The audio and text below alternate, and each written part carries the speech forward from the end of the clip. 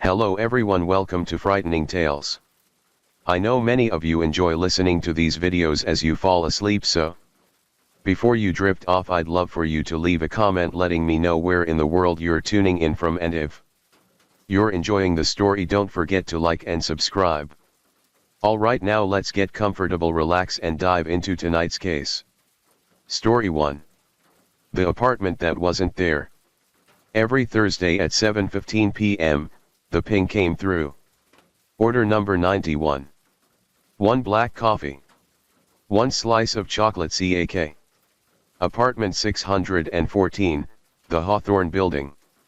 Jamie checked the app again. $27.37 for a 10-minute delivery. Just like last week. Just like the week before that. The first time had been an accident. Jamie had taken the order before noting Hawthorne didn't have a 6th floor. The building topped out at 5. But the money had cleared, the customer had tipped $20 in cash, and rent was due. So when it happened again the next Thursday, Jamie didn't question it. Now it was week 6. The delivery. The Hawthorne loomed at the end of Birch Street, its Art Deco facade crumbling at the edges. The night manager, Carl, barely glanced up from his crossword as Jamie walked in. Apartment 614 again. Carl said without looking up. You know it doesn't exist, right? Carl's pencil stilled. Elevator's yours. The elevator was an ancient cage that shuddered as it ascended. Jamie watched the floor numbers light up. 3, 4, 5. Click. The doors opened onto a hallway that smelled of fresh paint and something sweet like burnt sugar. Apartment 614 waited at the end, its polished oak door slightly ajar. The woman in 614. The apartment shouldn't have existed, but it did. A cozy studio with a record player spinning quiet jazz. A kitchenette where a percolator bubbled. And at the small table by the window, a woman in a 1940s style dress, her dark hair curled just so. You're right on time, she said, smiling. Jamie set down the order. You know this building doesn't have a 6th floor. She laughed, light as the record's piano notes. It did in 1947. Her fingers brushed Jamie's as she passed over the tip, a crisp $20 bill that felt too thick, the paper strangely stiff. The date read 1946. The truth in the tips. The bills piled up. Week after week, always the same order, always the same apartment. Then one night, Jamie unfolded a note tucked inside the cash. Help me remember. Curiosity 1. At the library, Jamie dug through microfilm until finding it, a 1947 news clipping. Local waitress vanishes from Hawthorne Building. Evelyn Shaw, 24, last seen taking the elevator up. No trace found. Building management insists there is no 6th floor. The photo showed Evelyn, same smile, same curls. The final delivery. That Thursday, Jamie brought extra napkins. Evelyn's smile faltered when she saw them. You know. Yeah. The record skipped. Outside the window, the city lights flickered, not the modern skyline, but the 1940s version, all neon and chrome. I just wanted to go home, Evelyn whispered. But I forgot which floor was mine. Now I'm stuck between. Jamie reached out and their hand passed through Evelyn's wrist like mist. The apartment wavered. The smell of burnt sugar grew stronger. Next time, Evelyn said, fading, order for 2. The aftermath. The Hawthorne's elevator never stops at 6 anymore. But sometimes, late at night, the night manager hears jazz playing from above. And if you check Jamie's delivery app, there's one recurring order they never accept, not since they started finding 1940s coins in their tip jar every Friday morning. As for Evelyn, she's still waiting. One day, someone will bring that second coffee. And when they do, she might finally remember the way home. Story 2. The Last Checkout. Miss Eleanor Wren noticed the pattern on a rainy Tuesday. It started with the Count of Monte Cristo checked out every Thursday by a man with ink-stained fingers. Then Moby Dick 2 days later by a woman in a red scarf. Finally, Alice's Adventures in Wonderland would disappear overnight from the returns cart, though the system showed no borrower. 3 books. Always in that order. Never overdue. The first clue. Eleanor had worked at the Willowbrook Public Library for 47 years. She knew its secrets: the squeaky floorboard by biography, the hidden nook where teens kissed behind the atlases. But this was different. She began tracking the books. Each had identical pencil marks under certain letters, page 14, line 3. When combined, they spelled map coordinates. The due date stamps formed a countdown, November 23, 34. The silent borrowers. The man with ink-stained fingers never spoke. He'd smile when Eleanor stamped his book, his eyes lingering too long on her name tag. The woman in the red scarf smelled faintly of gunpowder. As for Alice, the security cameras showed it floating off the shelf at exactly 3:17 a.m., pages fluttering like wings. The code breaks open. Eleanor stayed late one night, spreading the books across her desk. Under UV light. Monte Cristo revealed bank blueprints in invisible ink. Moby Dick showed title charts beneath the text. Alice had names and dates scribbled in the margins, all librarians who'd worked there before her. The final clue was in the library's ledger. When the moon eclipses the lion, the vault opens. The truth in the stacks. Willowbrook Library wasn't just a library. Its basement held the town's original bank vault, sealed since 1934 after a robbery gone wrong. The thieves had been caught, but the money never found. And Eleanor? She was the last unwitting gatekeeper. Her predecessors had all disappeared after discovering the truth. Margaret Cho, 1972, vanished after checking out Treasure Island. Robert Finch, 1988, last seen shelving the Maltese Falcon. Lillian Voss, 2004, left her glasses on Alice before walking into the basement. The final checkout. Tonight was the eclipse. Eleanor stood before the vault, the 3 books in hand. The combination was simple. Monte Cristo's coordinates. Moby Dick's tides. Alice's whispered secret. The door creaked open. Inside. A fortune in 1930s bills. 9 library cards nailed to the wall. And 3 familiar figures waiting in the shadows. The ink-stained man bowed. "We've been saving your seat, Miss Wren." Epilogue. The new librarian finds strange things. Books reshelved in the wrong sections. The scent of gunpowder near history. And one elderly patron who comes every Thursday, always checking out Alice. If she listens closely at closing time, she might hear the faint click of a vault locking. And the sound of 4 voices laughing deep below her feet. Story 3. The Hinterkaifeck Murders, 1922. The bodies in the barn. Few unsolved murders encompass so many dark secrets and raise so many disturbing questions as this lurid, spooky tale of incest, jealousy, and mystery. Hinterkaifeck was the name of a small, isolated farmstead situated in the beautiful rolling hills and forests between the towns of Ingolstadt and Schrabenhausen in Bavaria, Germany.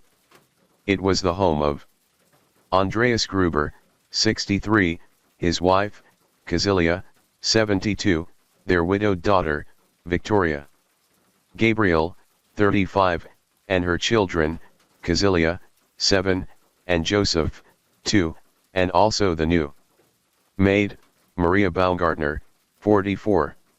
In the dead of night, on March 31, 1922, someone systematically slaughtered each member of the family one by one and piled their bodies in a barn. The Gruber family. Andreas Gruber was not a popular man in the local community. He was thought to be aggressive and greedy, and people in the nearby village generally avoided him. Victoria was the only child of Andreas and Casilia. To have survived into adulthood, locals speculated that their other children had perished because they were not looked after properly and were treated cruelly. The small children had to stay in the cellar for days, and when you passed by, you could hear the children crying, a neighbor recalled. Even more damaging to Andreas' reputation was the public knowledge that he was having an incestuous relationship with Victoria, whose husband, Carl Gabriel, had died in France in 1914 during World War I. The year after his death, Andreas and Victoria were convicted of incest. Between the years 1907 and 1910, Victoria was sentenced to 1 month, and Andreas to 1 year in prison. It was also rumored that Andreas was the real father of little Joseph and not the village mayor, Lorenz Schlittenbauer, with whom Victoria had also been having an intimate relationship at the time she became pregnant. Lorenz had reportedly wanted to marry Victoria, but he had been stopped by Andreas, who had angrily chased him away from the farm with a scythe. Kressensrieger. The Gruber's maid before Maria Baumgartner, later told police that she had overheard Andreas telling Victoria that she does not need to marry, because as long as he lives, he is there for this. The maid claimed that by this, Andreas was alluding to the fact that he was there to sexually satisfy his daughter, so she didn't need a husband. 1. Strange goings-on. In the days leading up to the murders, Andreas told neighbors about some odd occurrences that had been unfolding at the farm. A Munich newspaper was discovered on the kitchen windowsill, which the family found peculiar because it was not a local newspaper. When Andreas questioned the postman, Joseph Meyer, about it, he denied that he had delivered the newspaper to anybody in the area. When Andreas looked out at the snow-covered farmland, he noticed footprints leading from the edge of the nearby dark forest to the farm, but none leading back. Was there a trespasser? Was someone watching the family? Kressensrieger certainly thought so. While working at the farm, she was so convinced that somebody or something was lurking in the shadows of the forest that, just months before the murders, she packed her bags and fled, never to return. At around the same time, the house keys disappeared from Andreas' desk and somebody attempted to break into the engine yard. Andreas also voiced concerns that livestock was missing and that somebody was creeping around in his attic. Over the course of somebody was creeping around in his attic. Over the course of several nights, he heard strange noises coming from above, but when he went to investigate, he found nothing. His neighbor urged him to go to the police, but Andreas refused, saying, "I know how to defend myself." While these incidents were cause for concern, nobody could have expected what happened next. From April 1, 1922, the entire Gruber family seemed to have vanished. Casilia did not appear at school that day, a Saturday, and the family didn't attend church on Sunday. April 4, 1922 / the bodies of the Gruber family are discovered. 3 neighbors decided to investigate. Discovering that all of the doors were locked, they broke into the barn adjoining the farmhouse. Daylight penetrating the murky barn illuminated a ghastly sight: the bludgeoned bodies of Andreas, his wife Casilia, Victoria, and her daughter Casilia, piled up among the hay. From the barn, the neighbors were able to enter the farmhouse, where they found the lifeless bodies of the maid, Maria, and little Joseph. The investigation begins. The police concluded that the first 4 victims had been lured one by one to the barn and murdered before they could even cry out. The killer stacked their bodies one on top of the other and partially covered them with hay and an old door that had been dumped in the barn. He then went into the farmhouse, where he killed Joseph, who was asleep in his cot, and Maria. He covered their bodies with clothing and sheets. Each victim had been bludgeoned with a matica pickaxe-like farming tool on the face and head. The elder Kazilia also showed signs of strangulation. While the majority died a quick, albeit vicious, death, the younger Kazilia took several hours to die. The pathologist discovered tufts of her hair tangled in her fingers and in her hands. She had apparently pulled some of it out as she lay dying. The pathologist estimated that the murders took place at around 9:30 p.m. on March 31st. Furthermore, the killer did not immediately flee the grisly scene. He remained at the farm for several days, feeding and milking livestock and helping himself to bread and ham from the pantry. Neighbors later claimed that they had seen smoke coming from the farmhouse chimney.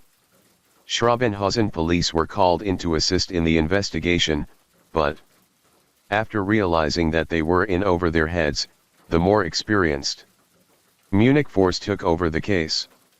Their initial theory was that the killer was a vagrant, motivated by the family's considerable wealth. However, a search of the farm indicated that gold coins and jewelry had been untouched, and no belongings or livestock were missing. When police questioned local residents, the name Joseph Bartle came to their attention. Bartle was a serial robber who had once escaped a mental asylum.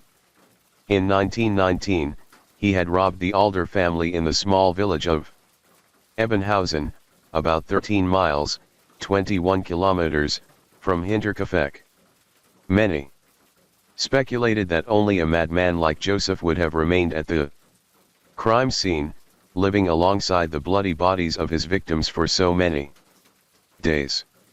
However, other than the most tenuous circumstantial evidence, nothing tied him to the crime. Past loves. Mayor Lorenz Schlittenbauer, who had once wanted to marry Victoria and had possibly fathered Joseph, was a prime suspect throughout the investigation. He was one of the 3 neighbors who discovered the bodies, and he lived the closest to Hinterkaifeck farm. He had clashed violently with Andreas over his relationship with Victoria, and had even reported them to the authorities for their incestuous relationship. According to the other neighbors on the scene, Schlittenbauer was also said to have been remarkably unfazed when the Gruber's bodies were discovered, despite the gruesome nature of what they found. Admittedly, this outwardly calm behavior could be attributed to shock. March 30, 1931 / Lorenz Schlittenbauer is interrogated about the murders once more. Lorenz Schlittenbauer was interrogated at the crime scene on April 5. Lorenz Schlittenbauer was interrogated at the crime scene on April 5, 1922. At the time of the murders, he claimed he was a happily married man with no motive for killing the entire Gruber family. Nevertheless, even today, Schlittenbauer remains a favorite suspect among the townsfolk of Ingolstadt. Schlittenbauer's family still lives in the town and still has to endure the whispers and speculation that he was the killer. Even though, as his son Alois pointed out, there has never been an indictment. One of the more outlandish suspects was Victoria's ex-husband, Karl Gabriel, who had supposedly died in the trenches in 1914. His body was never actually retrieved, leading the Schrabenhausen chief of police, Ludwig Mixel, to suggest that perhaps Gabriel had not died at all. If he had survived, he could have traveled to Hinterkaifeck and committed the murders, perhaps in revenge for his wife's incestuous affair with her father. However, on December 12, 1923, Karl Gabriel's death was officially confirmed by the Central Prosecution Office for War Losses and war graves, and he was officially ruled out as a suspect in the case. Other possibilities. Another surprising suspect was the cruel and controlling head of the family, Andreas Gruber himself. Author Adolf Jacob Koppel argued in an article in the Munich newspaper Abendzeitung that the mattock used to kill the victims was handmade by Gruber himself and would have been difficult for an untrained person to wield with such deadly efficiency. 2. However, this theory fails to explain how Andreas could have inflicted such fatal injuries on himself. The devil came to Hinterkaifeck, but he was already there. Adolf Jacob Koppel. 20 years later, in 1941, an elderly neighbor, Crescentia Meyer, made a deathbed confession to her priest, Anton Haber. She stated that made a deathbed confession to her priest, Anton Haber. She stated that her brothers Adolf and Anton Gump were responsible for the Hinterkaifeck murders. She explained that her oldest brother, Adolf, had been in an intimate relationship with Victoria and had been infuriated when he became aware of Victoria and Andreas Gruber's incestuous relationship. According to Crescentia Meyer, Adolf and Anton had killed Victoria and Andreas Gruber, and then dispatched everyone else living at the farm to ensure that there would be no witnesses to reveal their crime. However, it was not until 1952 that police decided to investigate the brothers' possible guilt. By this time, Adolf had been dead for 8 years and Anton was an elderly pensioner who categorically denied any involvement in the murders. He was arrested but, after 3 weeks in custody, released without charge. A dark legacy. The combination of the unexplained footprints in the snow leading from the forest to the farm, and the mysterious sounds apparently coming from the attic, paint a frightening picture of a sadistic intruder hiding in the house and waiting for his moment to strike. This picture continues to fascinate professional and amateur sleuths many decades after the slayings. However, the sheer lack of evidence, incomplete case records, and the deaths of potential witnesses and suspects means that it is doubtful the mystery of the Hinterkaifeck murders will ever be solved. During the chaos of World War II, a significant number of the police files were destroyed. In addition, all 6 of the victims' heads, which had been sent to the Pathology Institute of the University of Munich for analysis, also disappeared. 1 year after the mass murders at Hinterkaifeck, a court order was given for the farmhouse and outbuildings to be demolished. A small marble monument near the original site, along with 6 graves for the family and their maid, is all that now remains to mark the horrors that unfolded all those years ago. Case notes. The postman noticed that the letters he had delivered on Saturday were left untouched. Victoria sang in the church choir, so her absence was particularly noticed. Each of the 6 victims suffered fatal blows to the head. Crescence's replacement, Maria, was murdered on the very first day she started work at Hinterkaifeck farm. The family dog had been tied up in a barn but was unharmed. More than 100 suspects were questioned over the course of the investigation. It was reported that when the neighbors came across the family dog, it took a particular disliking to Schlittenbauer, barking at him the entire time he was in the barn. The most recent questioning on the case took place in 1986. While the heads were in Munich, they were sent to a clairvoyant who claimed that 2 people had committed the murders. Story 4. The safe in the soil. Liam's shovel hit metal with a dull clang on the 3rd day of digging. What he'd hoped was buried treasure turned out to be a rusted safe small enough to carry, its dial crusted with dirt. His parents didn't remember it being there. Neither did old Mr. Hendricks next door, who'd lived on Maple Street since the 70s. The combination took Liam 3 nights to crack. What the safe held inside, carefully preserved, 23 black and white photographs from the 1950s. A newspaper clipping about a neighborhood picnic that never happened. A small brass key labeled Station 12. The photos showed ordinary moments: kids riding bikes, families barbecuing, an ice cream truck on the corner. Except, these people weren't in any yearbook at the high school. These houses didn't match Maple Street's layout. That ice cream truck model wasn't manufactured until 1963. Most disturbing was the group photo, a smiling crowd posing where Liam's house now stood. Written on the back in faded ink. Asterisk: the Andersons, the Garcias, the Murphys, summer 1959. Last day before the forgetting. Asterisk. The first memory. Liam showed the photos around town. The librarian gasped and dropped History of Willowbrook when she saw them. The barber's hands shook so badly he nicked a customer. Old Mr. Hendricks slammed his door, whispering they promised it was over. That night, Liam dreamed of a radio announcer counting backward from 100. A doctor in a white coat holding a strange device.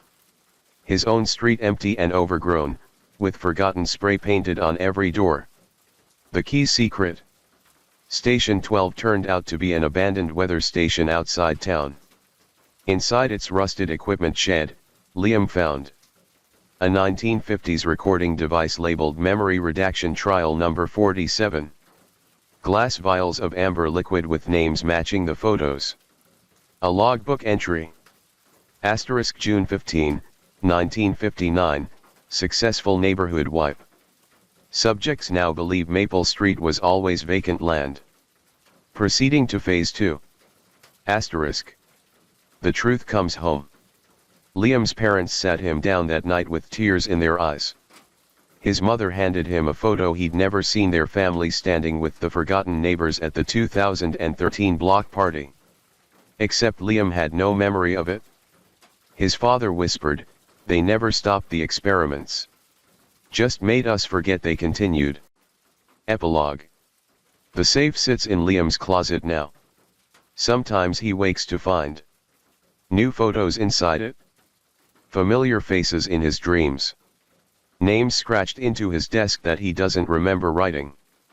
And on quiet nights, if he presses his ear to the backyard soil, he can almost hear the click of another safe being buried. Story 5.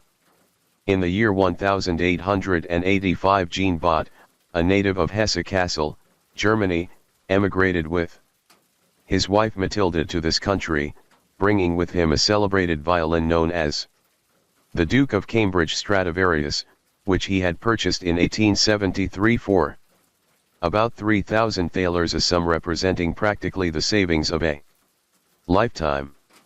Bott had been leader of a small orchestra in Saxe-Meiningen as early as 1860, and was well advanced in years before he determined to seek his fortune in America. His wife was an elderly woman and they had no offspring. "This violin, my husband, and myself made up the family. I loved it like a child," she testified at the trial. So also did Bott, the old musician, love his instrument, and no hand but his own was ever permitted to lift it from its case or dust its darkly glowing surface. Whatever may have been its owner's genius, he prospered little in the New World. And, although he labored conscientiously at his profession, the year 1894 found him still giving lessons upon the violin to only half a dozen pupils, and living in 2 rooms at 355 West 31st Street. But Bott, having the soul of a true musician, cared but little for money and was happy enough so long as he could smoke his old meerschaum pipe and draw the bow across the cherished violin, held lovingly to his cheek. Then hard times came a-knocking at the door. The meager account in the savings bank grew smaller and smaller. The landlord, the doctor and the grocer had to be paid.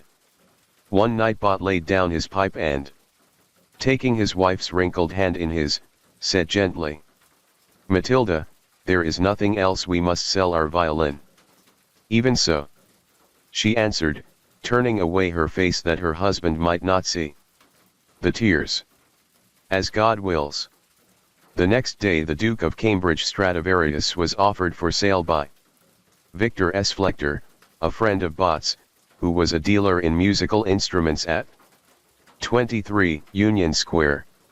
It so happened that Niccolini, the husband of Adelina Patti, was ambitious to own a genuine Stradivarius, and had been looking for one for a long time, and, although he was but an indifferent player, he had, in default of skill to perform, the money to buy. The matter was easily adjusted by Flechter, and Niccolini drew his check for the sum specified, which, properly certified, was tendered to Bott. But Bott had never seen a certified check and was unaccustomed to the ways of business. If I part with my violin, I must have real money, money that I can feel, money that I can count. It was that kind of money that I paid for my violin, said he doggedly. Niccolini, in a rage, believing himself insulted, tore the check to bits and declared the transaction at an end. Now the price agreed upon for the violin had been $4,500, of which Flechter was to receive $500 as his commission, and when, through old Professor Bott's stubbornness, the sale fell through, the dealer was naturally very angry. Out of this incident grew the case against Flechter. The old musician was accustomed to leave his treasured instrument in the lowest drawer of his bureau at the boarding house. He always removed it before his pupils arrived and never put it back until their departure, thus ensuring the secrecy of its hiding place, and only his wife, his sister-in-law, Mollenhauer, a friend, and Cloten, a prospective purchaser, knew where it lay. On the morning of March 31, 1894, not long after the Niccolini incident, Bott gave a single lesson to a pupil at the boarding house, and after his midday meal, set out with his wife for Hoboken to visit a friend. The violin was left in its customary place. It was dark when they returned, and after throwing off his coat and lighting the gas, the old man hastened to make sure that his precious violin was safe. When he pulled out the drawer, it was empty. The Stradivarius was gone, with its leather case, its two bows and its wooden box. Half distracted, the musician and his wife searched everywhere in the room, in closets, under beds, even behind the curtains, before they could bring themselves to admit that the violin had in fact disappeared. Frantically Bott called for Ellen, the servant girl. Yes, there had been a caller, a young man with dark hair and a small, dark mustache, at about 5 o'clock. He had waited about half an hour, and then had said that he guessed he would go. She had not noticed that he took anything away with him. In his despair, the old man turned to his old friend Flechter, and the next day the dealer came to express his sympathy. He urged Bott to notify the police of the theft, but the old man was prostrate with grief. And it was the wife who, with Ellen Clancy, finally accompanied Flechter to police headquarters. The police had no idea who had taken the old fellow's fiddle, and did not particularly care anyway. Later they cared a good deal. Bott now began an endless and almost hopeless search for his beloved instrument, visiting every place where violins were sold, every pawn shop and second-hand store again and again, until the proprietors began to think the old man must be crazy. Sometimes Flechter went with him. Once, the two traveled all the way over to New Jersey, but the scent proved to be a false one. Bott grew thinner and older week by week, almost day by day. When the professor did not feel equal to going outdoors, Mrs. Bott went for him, and on these occasions often called at Flechter's store to report progress, ask his advice and secure his encouragement. One day during one of these visits in the July following the loss of the violin, Flechter handed Mrs. Bott a sheet of paper, saying, "I have written something down here. If you have that printed and put a reward to it, you will get your violin back." The wording, partly printed and partly written in script, ran as follows: "Violin lost. $500 reward. No questions asked for return of instrument taken from residence of Jean Bott. March 31, 1894, 355 West 31st Street. Absolute safety and secrecy guaranteed. Victor S. Flechter, number 21 Union Square, violin maker and dealer." Mrs. Bott thanked him and took the notice away with her, but its publication had no result. The old professor began to fail. He no longer had an instrument upon which to teach his pupils, and those he could avail himself of seemed harsh and discordant. He had no appetite, and even found no solace in his pipe. Almost penniless, they were forced to give up their lodgings and move to Hoboken. Mrs. Bott still kept up the search, but the professor could no longer tramp the streets looking for his violin. He sat silent in his room, slowly, surely, dying of a broken heart. In course of time someone advised Mrs. Bott to lay her case before the district attorney, and accordingly, during the summer, she visited the criminal courts building and told her story to Colonel Allen, one of the assistants, who became greatly interested. The overwrought old woman had begun to suspect everybody, and even to accuse her husband's friend, Flechter, of a lack of any real interest. She thought he ought to be able to find the violin if he really made the effort. Allen began to take notice. The sleuth in him pricked up its ears. Why, sure. Certainly, Flechter was the one man who knew what Bott's violin was really worth, the one man who could sell it to advantage, and he had been done out of $500 by the old musician's stupidity. Allen thought he'd take a look into the thing. Now, there lived in the same boarding house with Allen a friend of his named Harry P. Durden, and to Durden Allen recounted the story of the lost violin and voiced his suspicions of Flechter. Durden entered enthusiastically into the case, volunteering to play the part of an amateur detective. Accordingly, Durden, accompanied by a central office man named Baird, visited Flechter's place of business, and the two represented themselves as connoisseurs in violins and anxious to procure a genuine Strad for a certain Mr. Wright in St. Paul. Flechter expressed entire confidence in his ability to procure one, and did almost succeed in purchasing for them the so-called Jupiter Strad. All this took time, and at last, on April 28, 1895, poor old Bott died in his boarding house in Hoboken.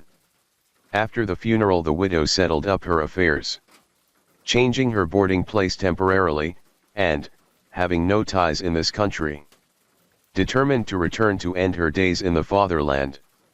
On May 21 she wrote to Flechter, who had lost all track of her, that her husband had died, that she had moved to 306 River Street, Hoboken, and that she thought seriously of going back to Germany.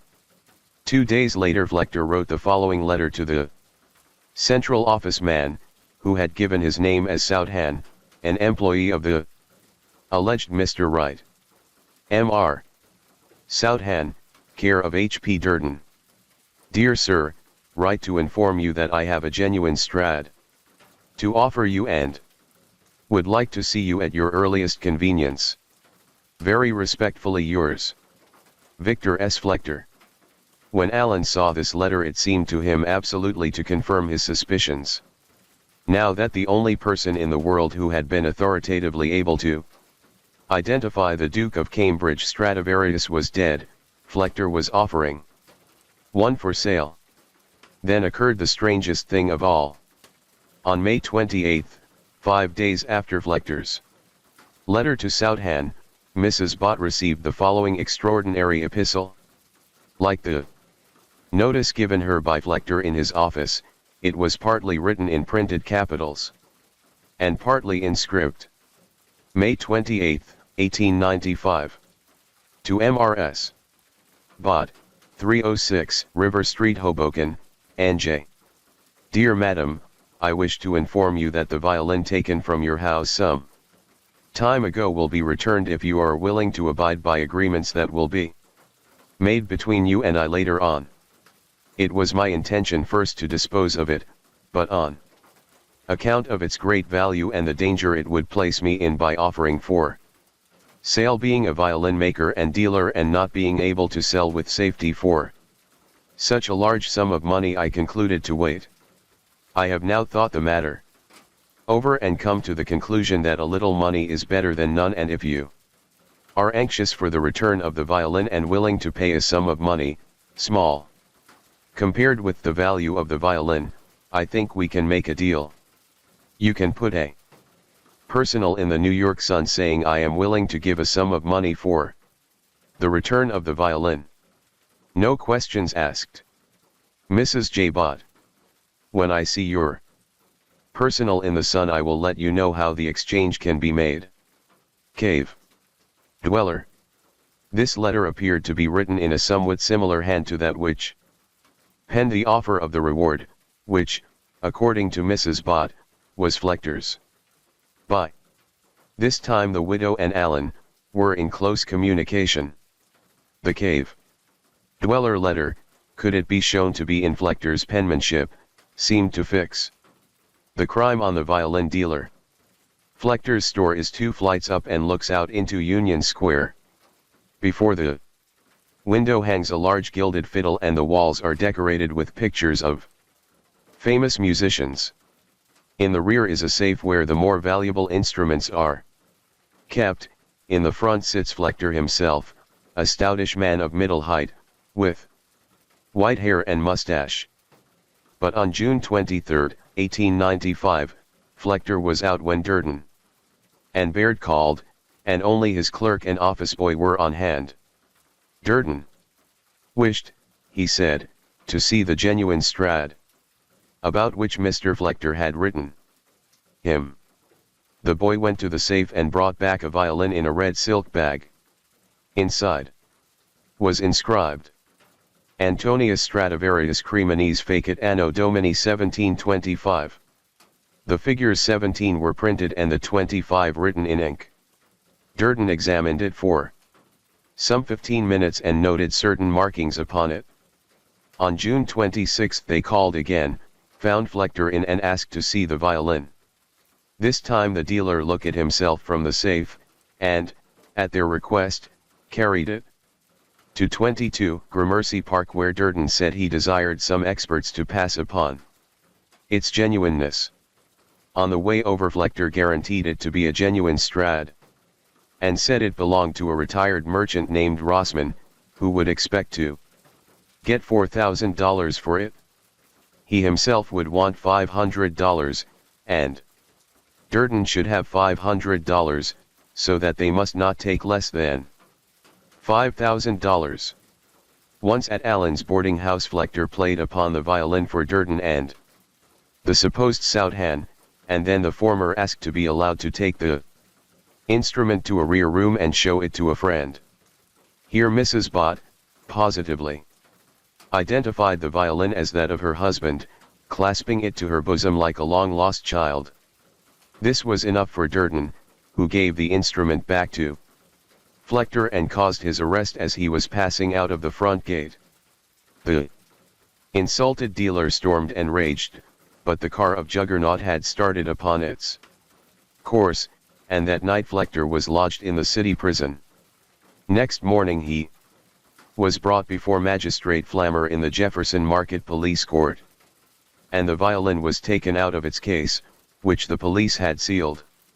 At this, the first hearing in this extraordinary case, Mrs. Bott, of course, identified the violin positively as the Duke of Cambridge, and several other persons testified that, in substance, it was Bott's celebrated violin. But for the defendant a number of Violin makers swore that it was not the bought violin at all, and more that it was not even a Stradivarius. One of them, John J. Eller, to whom it will be necessary to revert later, made oath that the violin was his, stolen from him and brought to Flechter by the thief. On this testimony the magistrate naturally decided that the identity of the instrument had not been established and ordered that Flechter be discharged and the violin returned to him. Ordinarily that would have been the end of the case, but Allen had his own private views as to the guilt of the dealer, and on August 28 the grand jury filed an indictment against Flechter accusing him of feloniously receiving stolen property, the violin knowing it to have been stolen. Great was Flechter's anger and chagrin, but he promptly gave bail and employed the ablest counsel he could afford. Now began the second act of this tragedy of errors. The case was called for trial. With the people's interests in the hands of James W. Osborne, just advancing into the limelight as a resourceful and relentless prosecutor. I say the people's case. But perhaps Allen's case would be a more fitting title. For the defense, Arthur W. Palmer held the fort, directing his fire upon Osborne and losing no advantage inadvertently given him. The noise of the conflict filled the courthouse and drowned the uproar on Broadway. Nightly and each morning the daily press gave columns to the proceedings. Every time the judge coughed the important fact was given due prominence, and every jibe of counsel carried behind it its insignia of recognition. Laughter. It was one of those first great battles in which the professional value of compressed air as an explosive force and small pica type as projectiles was demonstrated. It was a combat of wind and leaden endurance contest during which the jury slept fitfully for 3 long weeks. 2 things, the prosecution claimed, proved Flechter's guilt. First, the fact that the violin found in his possession was the Duke of Cambridge. Second, that the cave dweller letter was in the same handwriting as Flechter's notice of reward. Of course the latter proposition carried with it the necessity of proving in the first place that the notice itself was in Flechter's penmanship. Flechter, through his counsel, said it wasn't, and that he had never told Mrs. Bott that it was. He claimed that his brother-in-law, John D. Abraham, had written it. Mrs. Bott, he alleged, was an old lady and was mistaken in her testimony when she swore that he had said, "I have written down something." He had not said so. Mr. Abraham corroborated him. He had written it himself sitting in an armchair, all but the words 355 West 31st Street, which had been put in by a certain M.R. Jopling who had been present. Mr. Jopling swore that that was so, too.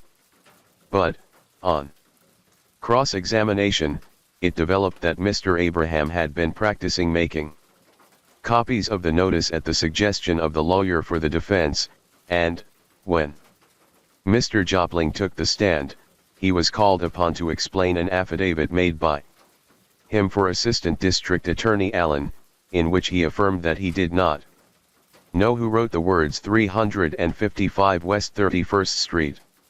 His explanation did not explain, and, anyhow, there did not seem to be any particular reason why Abraham and Jopling should have written Flechter's notice for him. Besides, even if Flechter did not write it and Abraham did, it would still remain almost as bad for Flechter if it was shown that cave dweller was his own brother-in-law. But Mrs. Bott was a woman who appealed strongly to a jury's sympathies, and she was clear that Flechter had said that he had written the notice. Moreover, she recalled that the date had first been written May and that Flechter had erased it and inserted March in its place. A microscopic examination revealed the fact that such an erasure had been made. When the smoke cleared, the credibility of the defense appeared badly damaged. But the precise point was of little importance. After all, The great question was, the identity of cave dweller. On this point a number of witnesses testified from a general knowledge of Flechter's handwriting that the cave dweller letter was his, and 3 well-known handwriting experts, Dr. Percy Fraser, Mr. Daniel T. Ames and Mr. David Carvalho, swore that, in their opinion, the same hand had written it that had penned the notice. It is not unlikely that Flechter's fear of a conviction led him to invite testimony in his behalf which would not bear the test of careful scrutiny. Many an innocent man has paid the penalty for uncommitted crime because he has sought to bolster up his defense with doubtful evidence without the incubus of which he would have been acquitted. Naturally, the chief point against Flechter, if it could be established, was his actual possession of the Bott Stradivarius when he was arrested. Upon this proposition Mrs. Bott was absolutely positive beyond the possibility of error. So were 8 other witnesses for the prosecution. Then the defense produced a violin alleged to be the same one exhibited in the police court and brought by Flechter to Durden's house, and asked Mrs. Bott and her witnesses what they thought of it. Mrs. Bott could not identify it, but she swore no less positively that it was an entirely different violin from the one which she had seen before the magistrate. Then Osborne hurled his bomb over his enemy's parapet and cried loudly that a monstrous wicked fraud had been perpetrated to thwart justice, that the defense had faked another violin and were now trying to foist the bogus thing in evidence to deceive the court. 10 witnesses for the prosecution now swore that the violin so produced was not the one which Flechter had tried to sell Durden. Of course it would have been comparatively easy to fake a violin, just as Osborne claimed, and the case shed some light upon the possibilities of the old violin industry. The star witness for the prosecution to prove that the instrument produced in the police court was the Bott violin was August M. Gemunder, and his testimony upon the trial before Recorder Goff is worthy of careful examination, since the jury considered it of great importance in reaching a verdict, even requesting that it should be reread to them some hours after retiring to deliberate. Gemunder testified, in substance, that he belonged to a family which had been making violins for 3 generations and had himself been making them for 20 years, that he was familiar with Bott's Stradivarius, having seen it 3 times, and that he firmly believed a large part of the violin produced before the magistrate was the missing Bott, certainly the back and scroll. Moreover, he was able to describe the markings of the Bott violin even to the label inside it. It should be mentioned, however, that in the magistrate's court he had been called only to describe the Bott violin and not to identify the one produced as the Bott itself. He further swore that the violin now offered by the defense on the trial was not the one in evidence before the magistrate, but was one which he had sold some years before to one Charles Palm.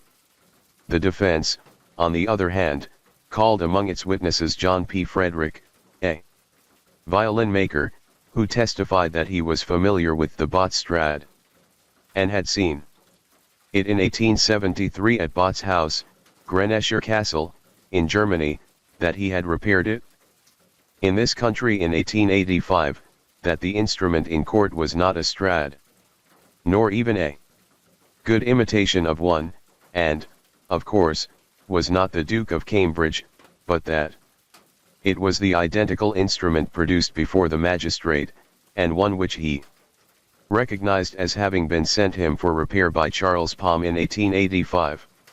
Thus both sides agreed that the fiddle now offered in evidence was a bogus Strad, once belonging to a man named Palm, the only element of conflict being as to whether or not the violin which Flechter had offered for sale was the Palm instrument, or, in fact, Bott's famous Duke of Cambridge.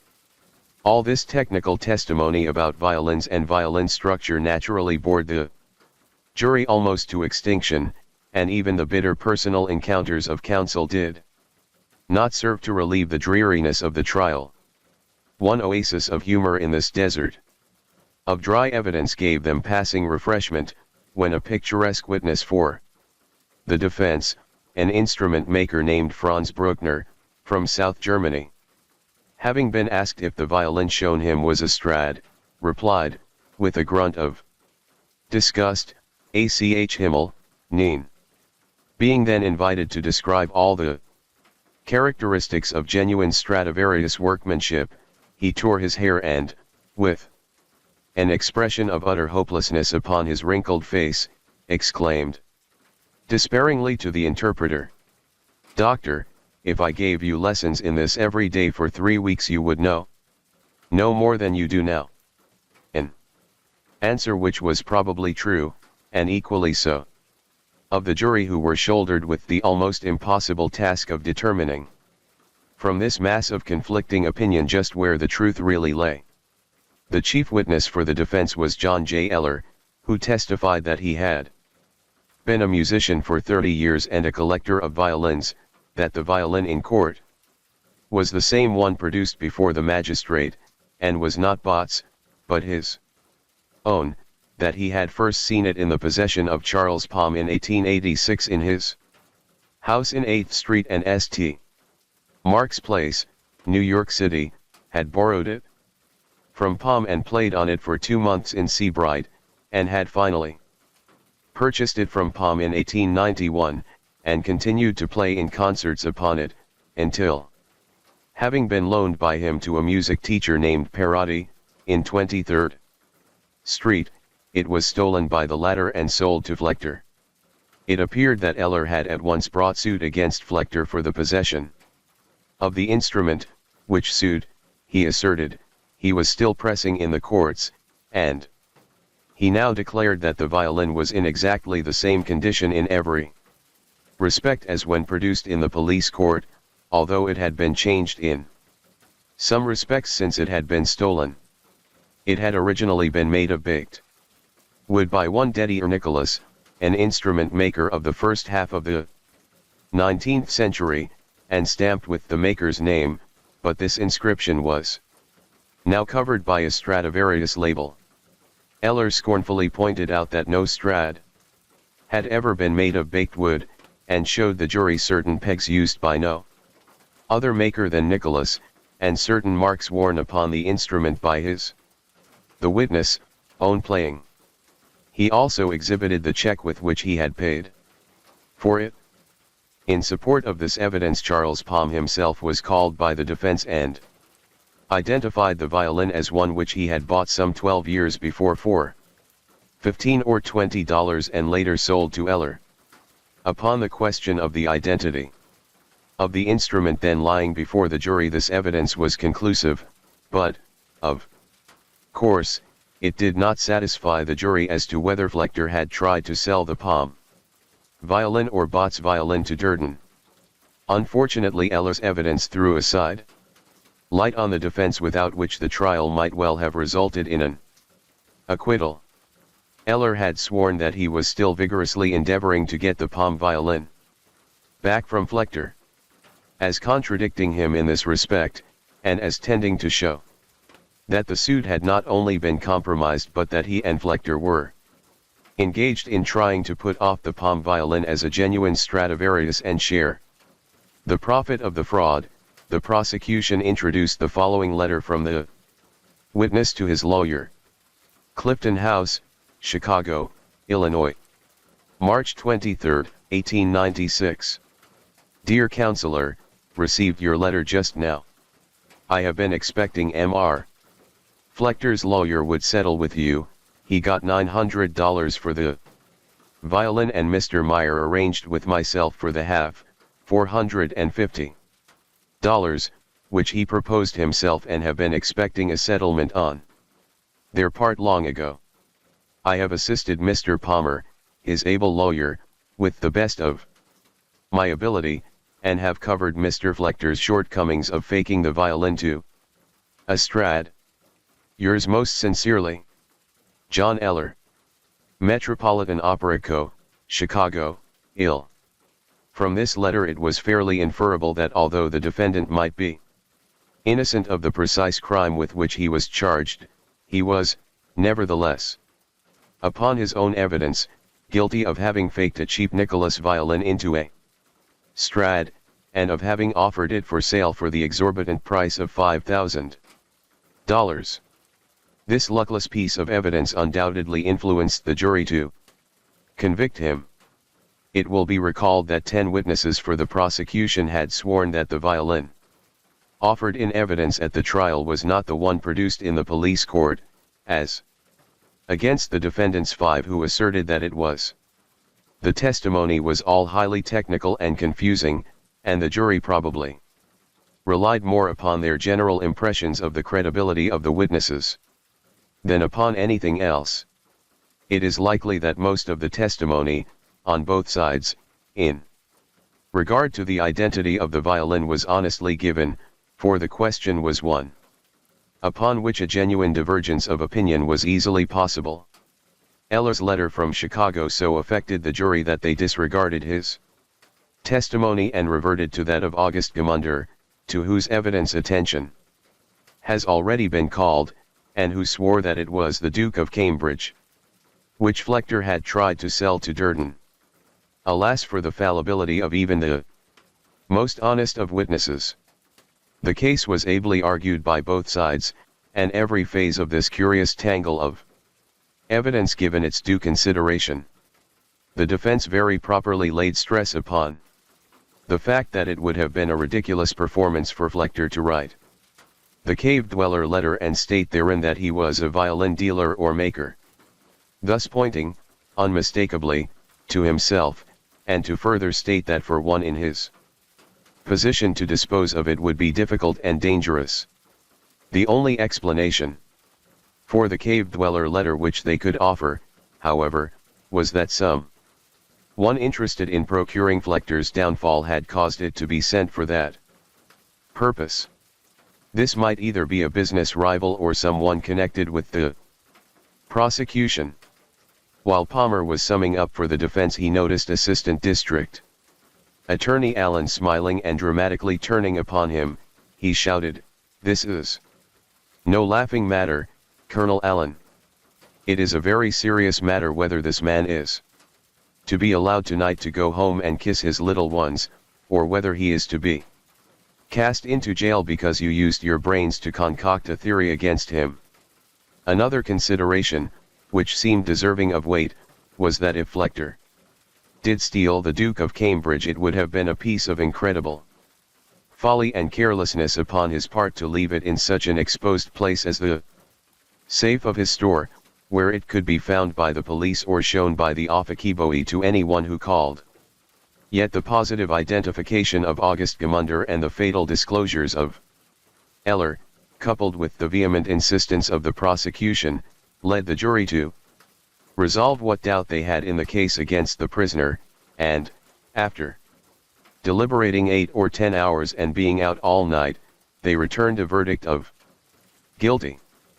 Flechter broke down and declared bitterly that he was the victim of a conspiracy upon the part of his enemies, assisted by a too credulous prosecuting attorney. Everybody admitted that it was an extraordinary case, but the press was consistent in its clamor against Flechter, and opinion generally was that he had been rightly convicted. On May 22 he was sentenced to the penitentiary for 12 months, but, after being incarcerated in the Tombs for 3 weeks, he secured a certificate of reasonable doubt and a stay until his conviction could be reviewed on appeal. Then he gave bail and was released. But he had been in jail. Flechter will never forget that. And, for the time being at least, his reputation was gone, his family disgraced, and his business ruined. A calm reading of the record of the trial suggests that the case abounded in doubts more or less reasonable, and that the court might well have taken it from the jury on that account. But a printed page of questions and answers carries with it no more than a suggestion of the value of testimony, the real significance of which lies in the manner in which it is given, the tone of the voice and the flash of the eye. Once again Flechter sat at his desk in the window behind the great gilded fiddle. To him, as to its owner, the great Stradivarius had brought only sorrow. But for him the world had no pity. Surely the strains of this wonderful instrument must have had a dying fall even when played by the loving hand of old Jean Bott. At last, after several years, in 1899, the case came up in the appellate division of the Supreme Court. Flechter had been led to believe that his conviction would undoubtedly be reversed and a new trial ordered, which would be tantamount to an acquittal, for it was hardly likely in such an event that a second trial would be considered advisable upon the same evidence. But to his great disappointment, his conviction was sustained by a divided court, in which only 2 of the 5 justices voted for a new trial. Again fortune had averted her face. If only one more judge had thought the evidence insufficient. The great gilded fiddle seemed to Flechter an omen of misfortune. Once more he gave bail, this time in $5,000, and was set at liberty pending his appeal to the highest court in the state. Once more he took his seat in his office and tried to carry on his business. But time had dragged on. People had forgotten all about Flechter and the lost Stradivarius, and when his conviction was affirmed little notice was taken of the fact. It was generally assumed that having been sentenced he was in jail. Then something happened which once more dragged Flechter into the limelight. Editors rushed to their files and dusted the cobwebs off the issues containing the accounts of the trial. The sign of the gilded fiddle became the daily center of a throng of excited musicians, lawyers, and reporters. The lost Stradivarius, the great Duke of Cambridge, the nemesis of Bott and of Flechter, was found by Flechter himself, as he claimed, on August 17, 1900. According to the dealer and his witnesses, the amazing discovery occurred in this wise. A violin maker named Joseph Farr, who at one time had worked for Flechter and had testified in his behalf at the trial, to the effect that the instrument produced in the police court was not Bott's Stradivarius, saw by chance a very fine violin in the possession of a family named Springer in Brooklyn, and notified Flechter of the fact. The latter, who was always ready to purchase choice violins, after vainly trying for a long time to induce the Springers to bring it to New York, called with Farr upon Mrs. Springer and asked to examine it. To his utter astonishment, she produced for his inspection Bott's long-lost Stradivarius. Hardly able to control his excitement, Flechter immediately returned to New York and reported the discovery to the police, who instantly began a thorough examination of the circumstances surrounding its discovery. The district attorney's office and the detective bureau were at first highly suspicious of this opportune discovery on the part of a convicted felon of the precise evidence necessary to clear him, but it was soon demonstrated to their pretty general satisfaction that the famous Stradivarius had in fact been pawned in the shop of one Benjamin Fox on the very day and within an hour of the theft, together with its case and 2 bows, for the insignificant sum of $4. After the legal period of redemption had expired, it had been put up at auction and bid in by the pawnbroker for a small advance over the sum for which it had been pawned. It lay exposed for purchase on Fox's shelf for some months, until in December 1895, a tailor named James Dooley visited the shop to redeem a silver watch. Being, at the same time, in funds and able to satisfy his taste as a virtuoso, he felt the need of and bought a violin for $10, but, Fox urging upon him the desirability of getting a good one while he was about it, was finally persuaded to purchase the bought violin for $20 in its stead. Dooley took it home, played upon it as the spirit moved, and whenever in need of ready Money brought it back to Fox as security, always redeeming it in time to prevent its sale. One day, being at Mrs. Springer's, where he was accustomed to purchase tailor trimmings, he offered it to her for sale, and, as her son was taking violin lessons, induced her to buy it for $30. And in the house of the Springers, it had quietly remained ever since, while lawyers and prosecutors wrangled and thundered and witnesses swore positively to the truth, the whole truth and nothing but the truth, to prove that Flechter stole the violin and tried to sell it to Durden. On these facts, which did not seem to admit of contradiction, Recorder Goff ordered an oral examination of all the witnesses, the hearing of which, sandwiched in between the current trials in his court, dragged along for months, but which finally resulted in establishing to the court's satisfaction that the violin discovered in the possession of the Springers was the genuine Duke of Cambridge, and that it could not have been in Flechter's possession at the time he was arrested. On July 7, 1902, 8 years after Bott's death and the arrest and indictment of Flechter for the theft of the violin, a picturesque group assembled in the General Sessions. There was Flechter and his lawyer, Mrs. Springer, and her son, the attorneys for the prosecution, and lastly old Mrs. Bott. The seals of the case were broken and the violin identified by the widow as that of her husband. The Springers waived all claim to the violin, and the court dismissed the indictment against the defendant and ordered the Stradivarius to be delivered to Mrs. Bott. With these words, "Mrs. Bott, it affords very great pleasure to the court to give the violin to you. You have suffered many years of sorrow and trouble in regard to it." 8 years, sighed the old lady, clasping the violin in her arms. "I wish you a great deal of pleasure in its possession," continued the recorder. Thus ended, as a matter of record, the case of the people against Flechter. For 8 years the violin dealer and his family had endured the agony of disgrace. He had spent a fortune in his defense, and had nevertheless been convicted of a crime of which he was at last proved innocent. Yet, there are those who, when the case is mentioned, shake their heads wisely, as if to say that the whole story of the lost Stradivarius has never been told. Story 6. The Clockwork Prophet. Every Thursday at 3:17 p.m., the letter arrived.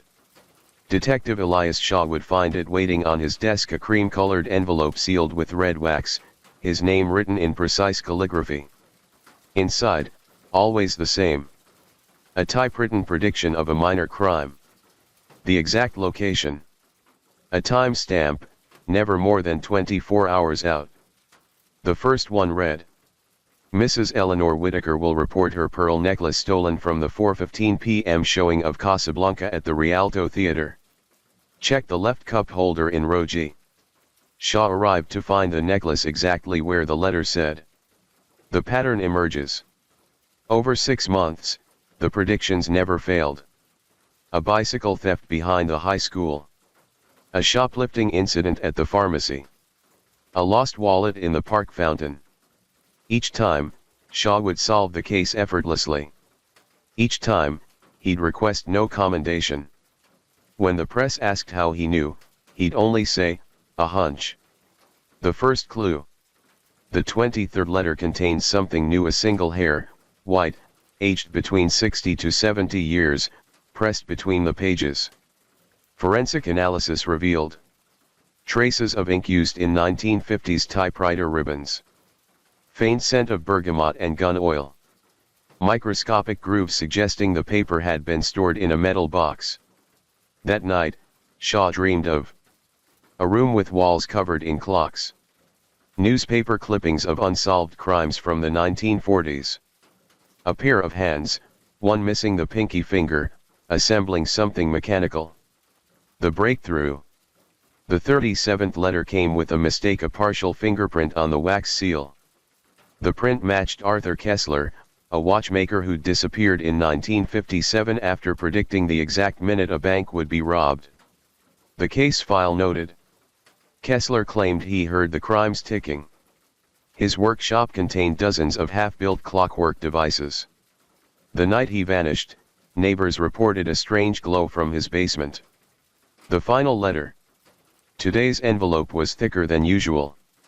Inside, a blueprint for a device called the chronoscope. A newspaper clipping of Shaw's own birth announcement. A single gear with teeth filed into Morse code grooves. The message read, "You've been the experiment all along. Come to where it started." 3:17 a.m. The basement. The old Kessler Watch Company building stood abandoned, its windows boarded since the 60s. Shaw's flashlight revealed dozens of letters just like his pinned to the walls. A massive brass device covered in dials and gears. Arthur Kessler's skeleton slumped at a workbench, one bony finger still pointing to a lever.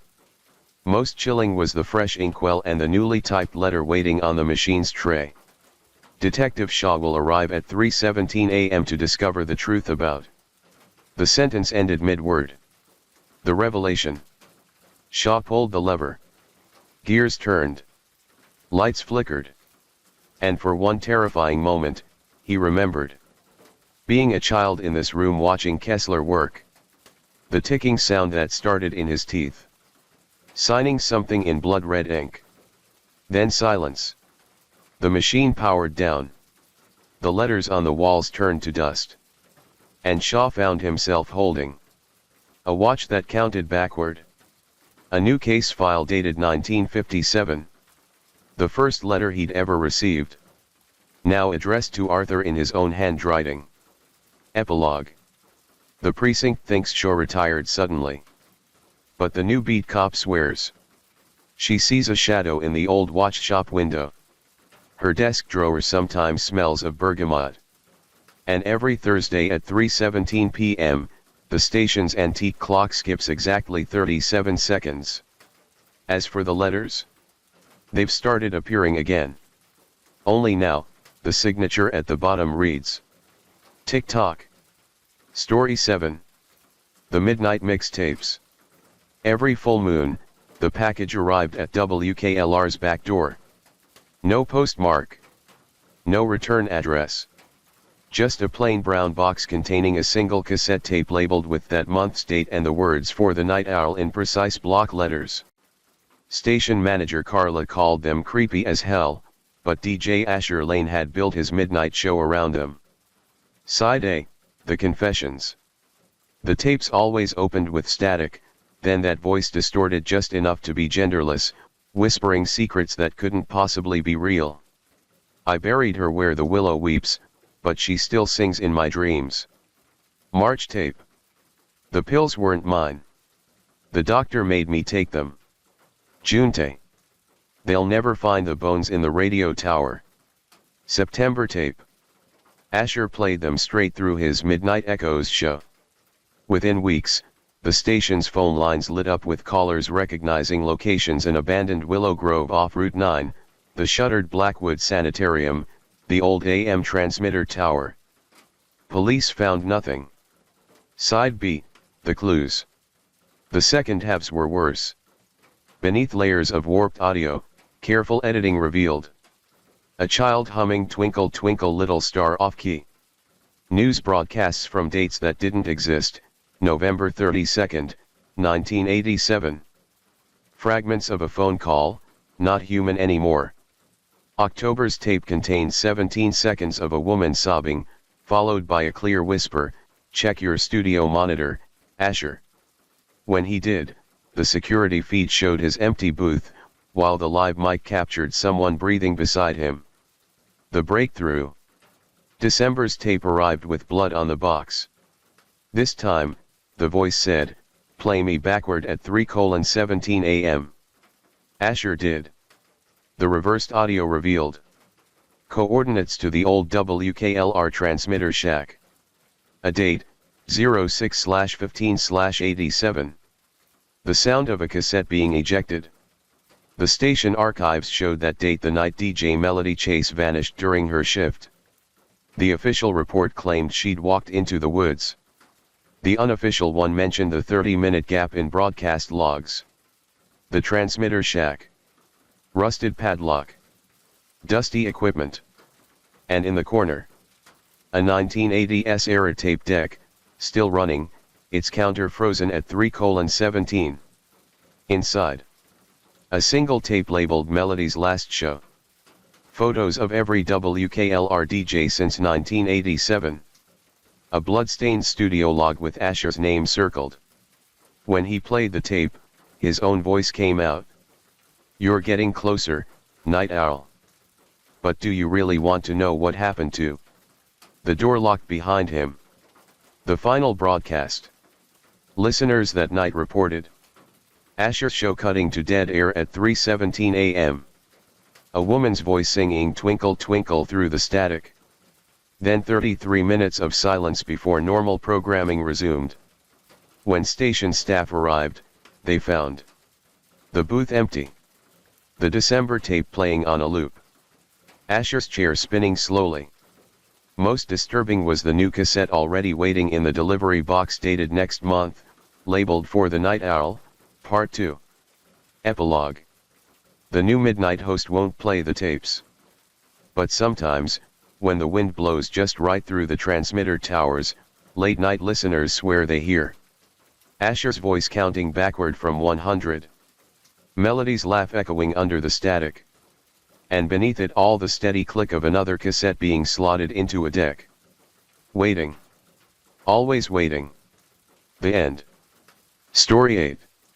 The Impossible Murder. Was this history-making case a perfect crime meticulously orchestrated by a ruthless mastermind? Or was the prime suspect just another innocent victim? He murder of Julia Wallace, bludgeoned to death in the parlor of her marital home in Liverpool, England on January 20, 1931 is widely regarded as one of the most baffling of all unsolved crimes. This classic locked room murder mystery has fascinated crime writers such as Raymond Chandler and Dorothy L. Sayers, inspired the P.D. James novel The Skull Beneath the Skin, and also been the subject of a television drama, investigative documentaries, and numerous true crime books and articles in the press. The case also made British legal history. It was the first time that a murder conviction was overturned on appeal following a review of the evidence. The happy couple, William Herbert Wallace and his wife, Julia, lived in a small, 3-bedroom terrace on Wolverton Street in the poor district of Anfield, Liverpool. They had been married for 17 years. William had traveled widely as a young man, visiting both India and China. He was forced home by illness and met Julia a couple of years after his return to Britain. William was now an insurance agent with the Prudential Assurance Company, while Julia was an amateur painter and pianist. In fact, both Julia and William were musically gifted, with William being an adept violin player. The couple would often play and sing duets together. Julia was exceptionally intelligent, having studied philosophy and dabbled in chemistry. According to William, their marriage was harmonious, and friends and neighbors would testify that there was nothing to indicate otherwise. Mystery client. On the evening of Monday, January 19, 1931, 52-year-old William Wallace arrived at the Liverpool Central Chess Club for a game. He was handed a message by club captain Samuel Beattie, who had taken a telephone call for Wallace. The caller had identified himself as R.M. Qualtrough and requested that Wallace should come to 25 Menlove Gardens East the following evening at 7:30 p.m. to discuss an insurance deal. "I want to see him particularly," said the voice at the end of the line. The caller said that he couldn't call back because it was his daughter's 21st birthday and he was therefore particularly busy. William took the note and placed it in his pocket, telling Beattie that he didn't know anybody by the name of R.M. Qualtrough, but would visit him tomorrow nevertheless. Times were tough in Depression-era Britain, and Wallace foresaw the possibility of some much-needed money. The following evening, Wallace finished his day's work at the Prudential Assurance Company and returned home, where Julia had dinner waiting. When the couple finished eating, Wallace told her that he had a meeting with a man who could hopefully bring him more insurance business. As Wallace put on his coat, he added that he would be home as soon as possible. 7:06 p.m. William Wallace boards the tram at Lodge Lane. In order to keep his appointment with R.M. Qualtrough, Wallace set off for 25 Menlove Gardens East. He hadn't heard of the address before but knew the general area. During his tram journey, he chatted to the tram inspector, mentioning where he was going. Wallace got off the tram at what he assumed was the appropriate stop and went looking for the address. He found Menlove Gardens North, South, and West, but no Menlove Gardens East. He then asked several people, including a couple of police officers on beat duty, if they knew the street. They all gave the same answer: Menlove Gardens East did not exist. His patience exhausted, Wallace gave up this infuriating wild goose chase and made his way back home, pondering who R.M. Qualtrough chase and made his way back home, pondering who R.M. Qualtrough could be and why he had seen fit to send him to a non-existent address. On a cold, dark winter's evening, the body in the parlor. Wallace arrived home only to discover that he was unable to open either his front or back door. Both appeared to be locked from the inside.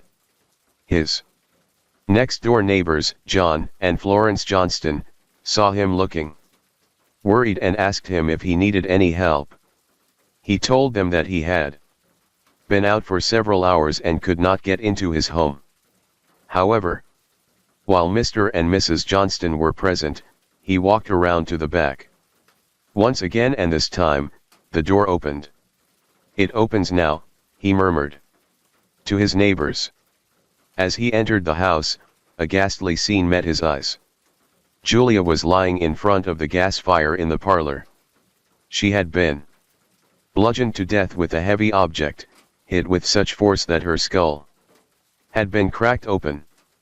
"They've finished her, look at her brains," William commented, with a surprising lack of apparent emotion, to Mr. and Mrs. Johnston, who were standing behind him in the doorway. Police soon arrived to assess the scene and make a search of the house and surrounding area.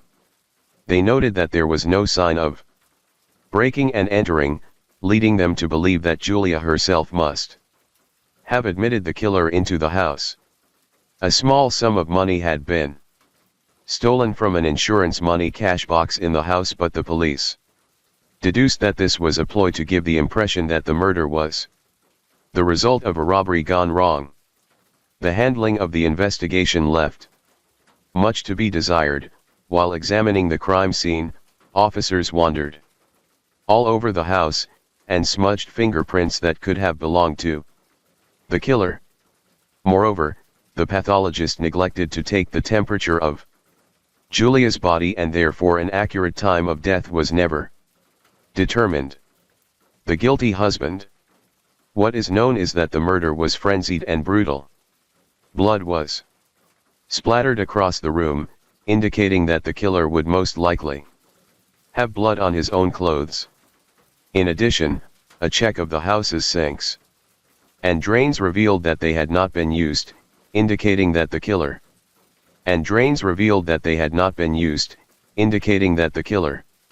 left without washing any blood from his clothing or body. Although there was no direct evidence against him, police soon began to question whether William had killed his wife and engineered the phony meeting with the mysterious R.M. Qualtrough to deflect suspicion from himself.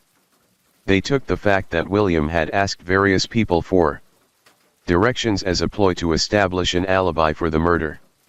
It transpired that the phone call from R.M.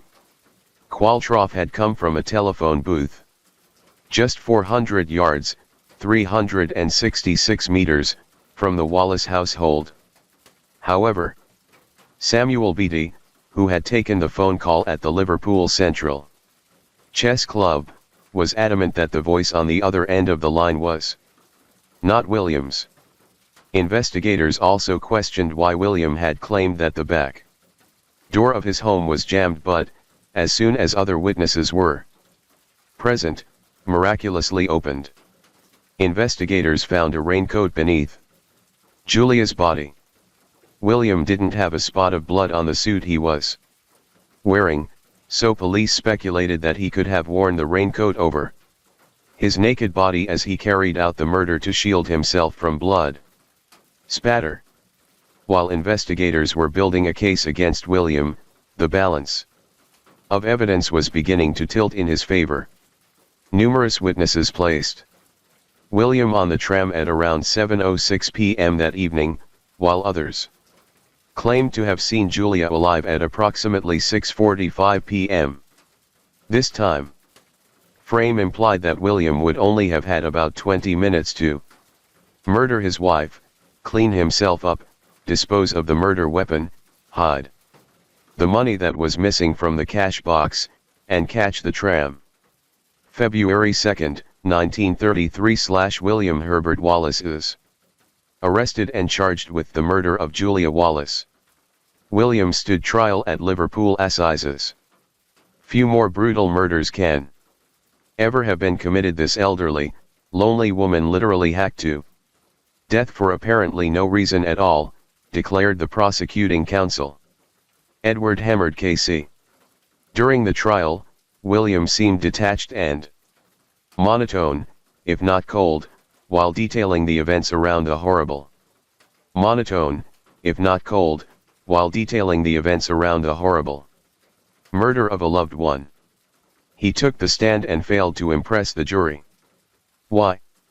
As an observer of the trial, crime writer F. Tennyson Jesse wrote, "The jury did not like the man, or his manner, which could have been either stoicism or callousness. They did not understand his lack of expression, and they knew it hid something. It could have hidden sorrow or guilt, and they made their choice. All the evidence against William was highly circumstantial and no motive was put forward. Nevertheless, after just an hour of deliberation by the jury, William Herbert Wallace was found guilty of his wife's murder and sentenced to die on the gallows.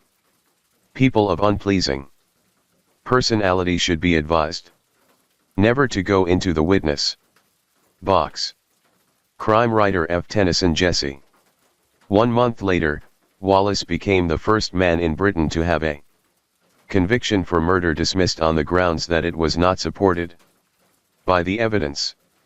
Wallace was a free man, but was still met with general suspicion. He moved to a bungalow on the River Mersey where, just 2 years later, he died. Some said that stress and a broken heart contributed to his sudden demise. He went to the grave protesting his innocence. Wallace was buried beside his wife. Alternative suspects. So if William Herbert Wallace was not responsible for his wife's murder, then who killed her? In 1984, true crime writer Roger Wilkes speculated in his book Wallace, The Final Verdict that the real murderer of Julia Wallace was Richard Gordon Perry, a former work colleague of Wallace. Another former colleague told police that Wallace had reported Perry for wrongdoing, which led to Perry being fired. In his book, Wilkes claims that Perry wanted revenge on Wallace, so he lured Wallace from his home with the phone call and committed the murder while Wallace was out searching for the non-existent address. While researching the case, Wilkes found a new witness, a retired mechanic named John Parks, who claimed that on the night of Julia Wallace's murder, he had hosed down a car for Perry. While cleaning the car's interior, he came across a blood-stained glove, which Perry quickly snatched away. 3. John Gannon's book The Killing of Julia Wallace named another suspect in the murder, Joseph Caleb Marsden. Gannon theorized that Wallace knew that he did not have long to live and decided that he did not want to spend his final years with his hated wife. According to Gannon, Wallace hired Perry to make the bogus phone call in order to provide Wallace with an ironclad alibi for the time of the murder. However, Gannon contended that neither Wallace nor Perry committed the murder, but Marsden. Gannon asserted that Marsden was about to marry into a wealthy family, but Wallace had discovered that he was having a sexual relationship with Julia. This gave Wallace the opportunity to blackmail Marsden into killing his wife for him. During the initial investigation, however, Marsden's name cropped up as nothing more than an acquaintance of both Wallace and his wife. 4. An unsolvable puzzle. Since 1931, the so-called perfect murder of Julia Wallace has been investigated and re-investigated numerous times. Nevertheless, experts still have contradicting opinions on William Herbert Wallace's guilt. Many wild rumors circulated, from William having an affair with Julia's sister to Julia being overinsured and killed by William for the money. One of the most imaginative theories in the case is that William was a secret disciple of occultist Aleister Crowley with a drug addiction, who had numerous affairs behind his wife's back. However, no evidence has ever substantiated any of these speculations. The murder of Julia Wallace continues to defy explanation. The crime novelist Raymond Chandler fittingly referred to the case as the nonpareil of all murder mysteries, the impossible murder, because nonpareil of all murder mysteries, the impossible murder, because Wallace couldn't have done it and neither could anyone else. Case notes. Julia claimed to be much younger than she was. She was actually 17 years older than William. The Liverpool Central Chess Club met every Monday and Thursday at Cottle's City Cafe at 24 North John Street. William was known as an enthusiastic chess player rather than a good one, and only qualified for the second-class team. The milk boy came to collect his money from Julia between 6:30 p.m. and 6:45 p.m. 25 Menlove Gardens West resident Katie Mather told Wallace she didn't know anyone named Qualtrough. Anfield was in the grip of a spate of burglaries by the Anfield housebreaker. Some thought he could have been the killer, but no evidence tied him to the slaying. Police found 5 people with the last name Qualtrough in the Liverpool area. All denied contacting the chess club. The milk boy came to collect his money from Julia between 6:30 p.m. and 6:45 p.m. The trial of William Wallace was extremely short, lasting just 4 days. Story 9. In the town of Culiano, in the province of Solano, in Italy, there dwelt a widow by the name of Torsili, with her 2 sons, Vito and Antonio. The boys loved their mother devotedly and were no less fond of each other, the height of their ambition being to earn enough money to support her in comfort without need of working in her old age. As it was, she arose before light, made the fire, cooked their breakfast and labored in and about the house all day until they returned from the fields.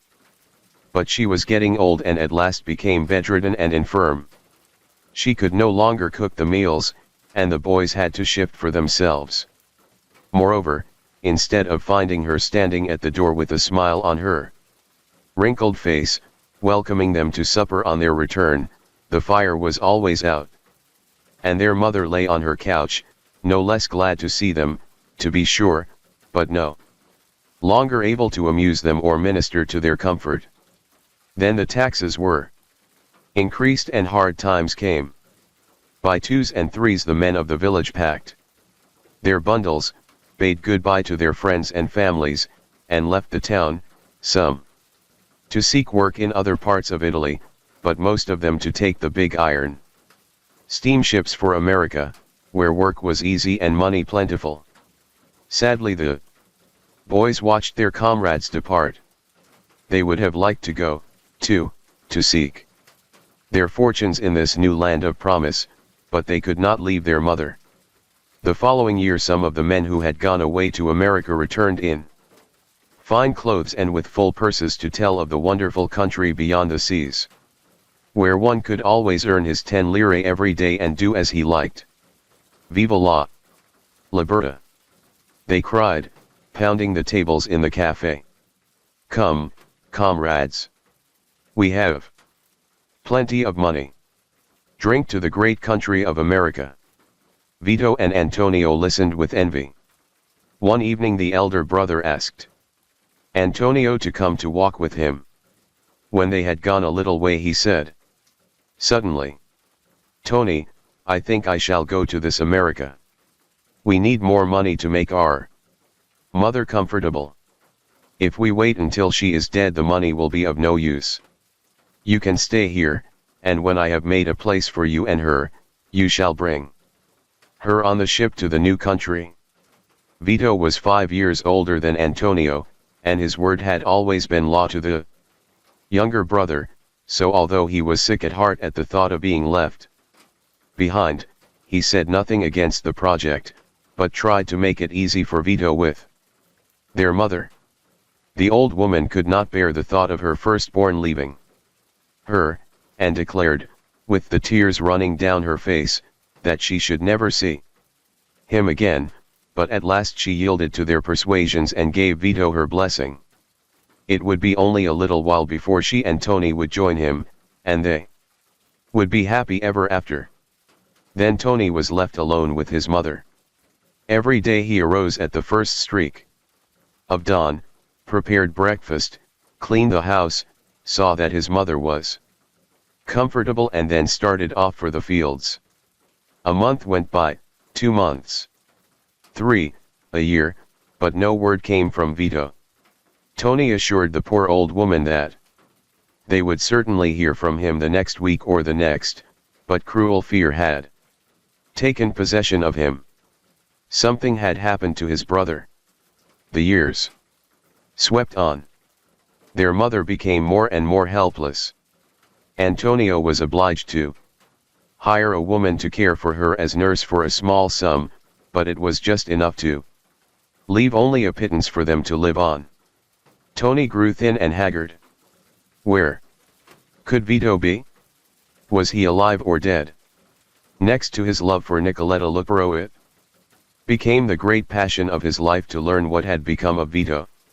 He had known Nicoletta from a child and their love had followed as naturally as summer follows spring. It had always been Tony and Nicoletta ever since he could remember. But she was growing up, and from a boy he had become a man. Yet how could he marry when he could hardly earn enough to support his mother and himself? They talked it over time and time again.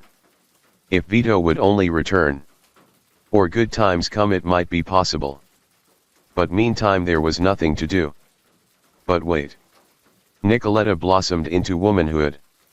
Had she not been betrothed she would have been called an old maid. Neither she nor Tony took any part in the village merrymakings. Why should they? He was 30 and she 25. They might have married 10 years ago had not the elder brother gone away. Tony secretly feared that the time would never come when they would be man and wife, but he patiently labored on earning his 2 lire, or at most 2 lire and a half, a day. Then a man returned from America just for the harvest to see his family. He said that Vito was alive. He had not seen him himself, but others had seen him and he was rich. He told of the plentifulness of gold in America, where everyone was comfortable and could lay up a fortune. He himself had saved over 5,000 lire in 4 years and owned a 1/3 interest in a fruit store. He was going to take his brother's family back with him, all of them. They would be rich, too, in A little while. A man was a fool to stay in Italy. Why did not Tony come back? With him? He would get him a place on the railroad where one of his friends was. Padrone. Tony discussed it all with Nicoletta, and she talked with the man herself. Tony, she said at length, why do you not go? Here you are earning nothing. There you could save in a month enough to keep your mother in comfort for a year. You have to pay the nurse, and that takes a great deal. While you are here it would cause talk if I came to live in your home to care for your mother, but if you go away I can do so without comment and it will cost nothing. Perhaps you will find Vito. If not you will soon make enough to send for both your mother and me. You are a good girl, he answered, kissing her, but I could not shift the responsibility of my mother to your shoulders. Still, I will talk to Father Giuseppe about it. The priest thought well of the plan. He was a little excited over America himself, and agreed to break the matter to the mother. She begged Tony piteously not to go. He was her only surviving son. Vito was dead. Let him but wait a little while and she would not be there to stand in his way. Then the priest added his personal assurance that it would be for the best. And the mother finally gave way. Tony was obliged to tear himself away by force from the arms of the old woman lying upon the bed, and her feeble sobs echoed in his ears as he trudged down the road with the scarf Nicoletta had worked about his neck, and a small bundle of his tools and most precious possessions on his shoulder. A couple of miles farther on came another harrowing parting with his betrothed, and from the top of the next rise beyond he could see Nicoletta still standing at the crossroads gazing pitifully after him. Thus many an Italian, for good or ill, has left the place of his birth for the mysterious land of the Golden West. The voyage was for Antonio an unalloyed agony of seasickness and homesickness, and when at last the great vessel steamed slowly up the North River, her band playing and the emigrants crowding eagerly to her sides, he had hardly spirit enough left to raise his eyes to the mountains of huge buildings, from whose craters the white smoke rose slowly and blew away in great wind-torn clouds. Yet he felt some of the awakening enthusiasm of his comrades, and when once his feet touched earth again it was not long before he almost forgot his sufferings upon the ocean in his feverish anxiety to lose no time in beginning to save the money which should reunite him to Nicoletta and his mother.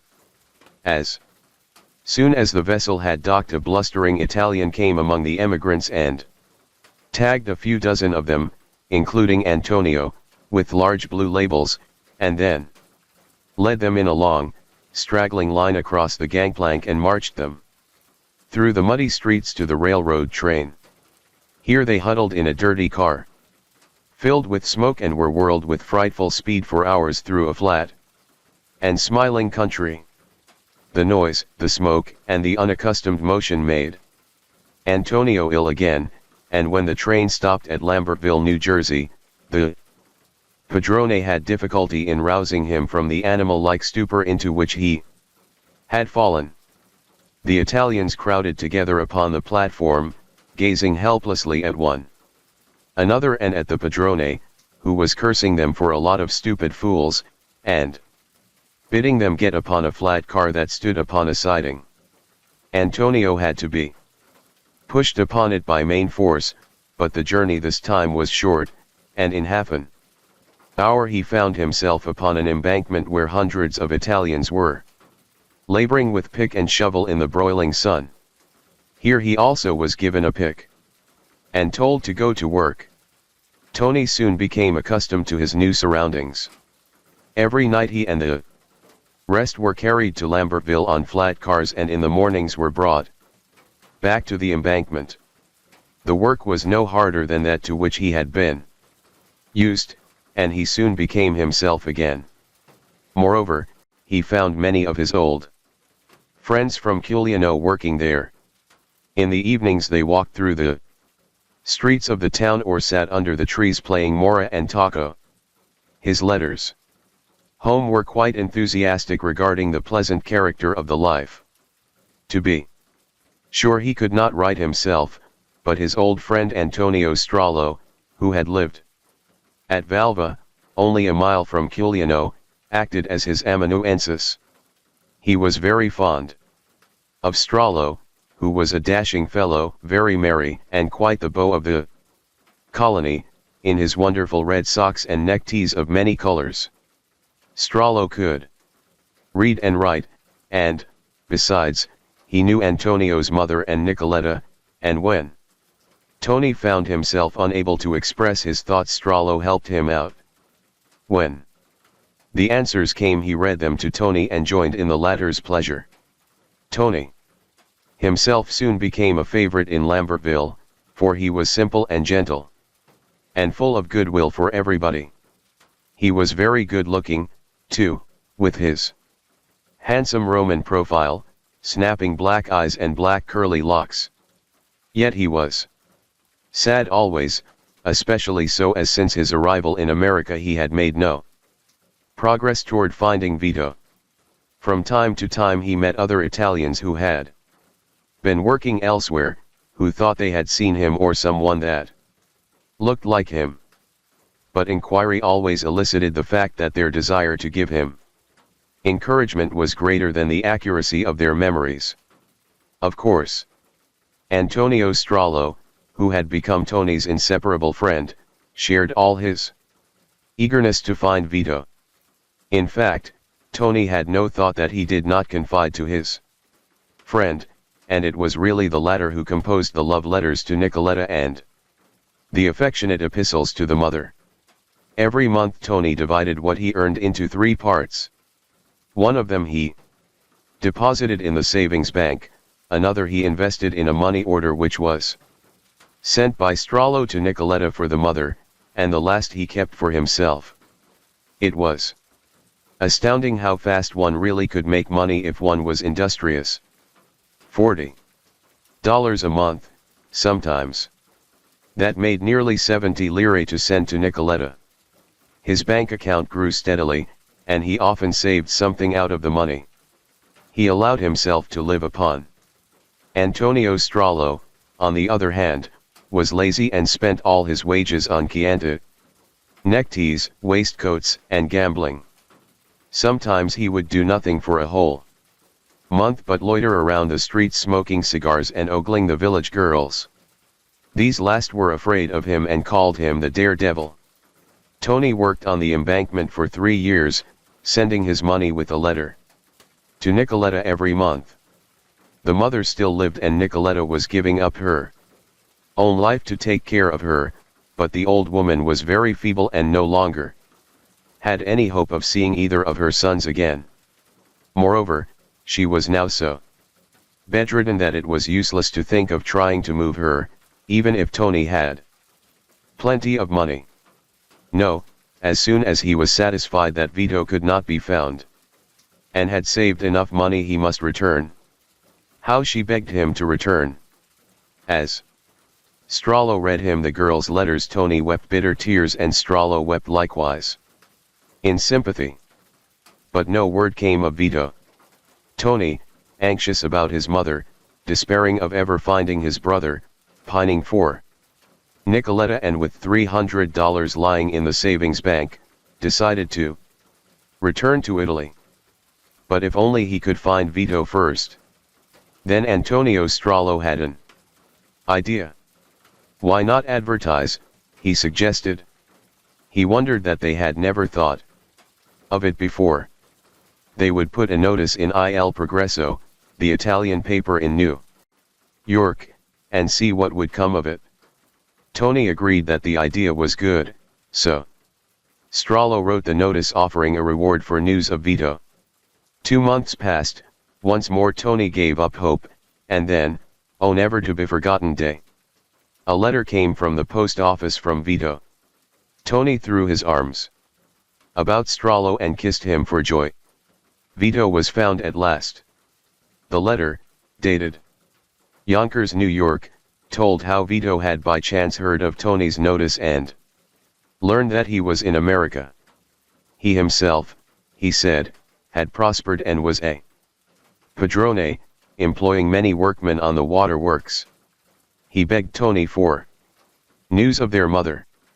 He confessed himself an ungrateful son never to have written, but he had married and had had children, and he had assumed that she was being cared for by his brother. Tony must forgive him and come to him at once. "Oh Dio!" cried Tony, the tears in his eyes. "Forgive him? Of course I will forgive him. Come, Antonio, let us write my dear brother a letter without delay and tell him that our mother is still alive. How should I like to see his wife and babies?" So they prepared a long letter which Strollo took to the post office himself and mailed. Tony went back to work with joy in his heart and whistled and sang all day long, and, of course, he wrote all about it to Nicoletta. He was only waiting for his month to be up before starting. Then he would go to Yonkers, make Vito a little visit, and return home to Italy. It would be easy enough, after that, for Vito would send them money, if necessary, to live upon. Several letters passed between the brothers, and at the end of the month Tony drew out his money from the bank, received his wages in full, and prepared to leave Lambertville. Meantime a letter had come from Nicoletta telling of his mother's joy at learning that Vito was still alive. As Tony had doubts as to his ability to find his way to Yonkers, Strollo kindly offered to accompany him. Tony had made many friends during his 3 years' stay in Lambertville, and he promised to write to them and tell them about Vito and his family, so it was agreed that the letter should be sent to Sabato Gizzi, in whose house he had lived, and that Gizzi should read it to the others. The address was written carefully on a piece of paper and given to Tony. So early in the morning of August 16, 1903, Tony and Strollo took the train for New York. It was a hot day, and once again the motion and speed made Tony feel ill, but the thought of seeing Vito buoyed him up, and by the time they had crossed the ferry and had actually reached New York he was very hungry. In his excitement he had forgotten to eat any breakfast and was now beginning to feel faint. But Strollo said it was a long way to Yonkers and that they must not stop. For many hours they trudged the streets without getting anywhere, and then Strollo said it was time to take the cars. Tony was very tired, and he had to climb many flights of stairs to the train. It carried them a long distance, past miles of tenement houses and vacant lots, and at last into a sort of country. Strollo said they should get out. It was very hot and Tony was weak from weariness and lack of food, but his heart was light and he followed Strollo steadily down the Wilding road. After going about a mile they crossed some fields near where people were playing a game at hitting little balls with sticks. It was astonishing how far they could strike the balls entirely out of sight. "Is this Yonkers?" asked Tony. "It is near here," answered Strollo. "We are going by a short way." They entered some thick woods and came out upon another field. Tony was now so faint that he begged his friend to stop. "Can we not get some food?" he inquired. "I can hardly walk." "There is a man in that field," said Strollo. "Go and ask him." So Tony plodded over to the man who was digging mushrooms and asked him in broken English where they could get something to eat. The man told him that it was a long way. They would have to take the trolley to Yonkers. There was a restaurant there called the Promised Land, where one could get Italian dishes. He seemed to take a kindly interest in Tony and in Strollo, who had remained some distance behind, and Tony gave him a cigar cremo, the last one he had. Then Strollo led the way back into the woods. It was almost sunset, and the long, low beam slanting through the tree trunks made it hard to see. They went deeper and deeper into the woods. Presently, Strollo, who was leading the way, stopped and said, "We are going in the wrong direction. We must turn around and go back." Tony turned. As he did so, Strollo drew a long knife and plunged it again and again through Tony's body. Strollo spent that night, under an assumed name, at the Mills Hotel in Bleecker Street. He had stabbed himself accidentally in the knee and also in the left hand. In the fury of his attack, and when he arose in the morning, the sheets were covered with blood. There was also blood on his shoes, which had been new, but he took his knife and scraped it off. He had experienced a strange sort of terrified exaltation the night before, and in the early light as he crept downstairs and out of the hotel he could not have told whether he were more glad or afraid. For he had $300 in his pocket, more than he had ever seen at any one time before, as much as a man could save in 2 whole years. He would be a king now for a long time. He need not work. He could eat, drink and play cards. And read some books he had heard about. As for finding him out, never. The police would not even know who Torsielli was, to say nothing of who had killed him, for he had removed, as he thought, everything in Tony's pockets. There would be a dead man in the morgue, that was all. He could go back to Lambertville and say that he had left Tony with his brother at Yonkers, and that would be the end of it. First, though, he would buy some new clothes. It was very early and the shops were hardly open, but he found one place where he could buy a suit, another some underclothes, and a third a pair of shoes. The shoemaker, who was a thrifty man, asked Strollo what was the matter with the shoes he had on, so Strollo craftily said they hurt his feet. Then he ate a hearty breakfast, and bought a better cigar than he had ever smoked before. There was a bookstore nearby and he purchased some books, Alto Amore and Sua Maesta e Sua Moneta, The Height of Love and His Majesty and His Money. He would read them on the train. He felt warm and comfortable now, and not afraid at all. By and by he went back on the train to Lambertville and smoked and read all the way, contented as the tiger is contented which has tracked down and slain a water buffalo. The same afternoon about sunset, in a lonely part of Van Cortlandt Park, the mushroom digger stumbled over Torsielli's body lying face downward among the leaves. He recognized it as that of the man who had asked the way to something to eat and given him a cigar. He ran from the sight and, pallid with fear, notified the nearest police officer. Then things took the usual course.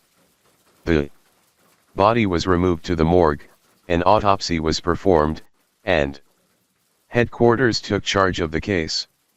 As the deceased was an Italian, Detective Sergeant Petrosina was called in.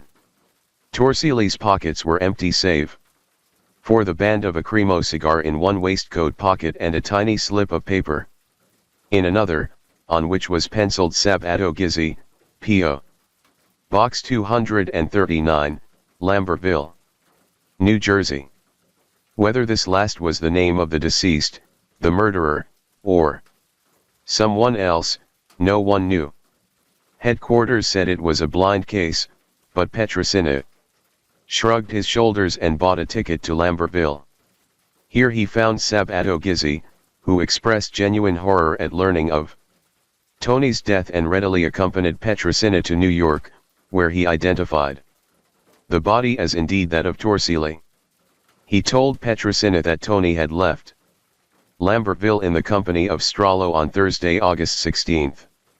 This was Saturday, August 18, and less than 36 hours after the murder.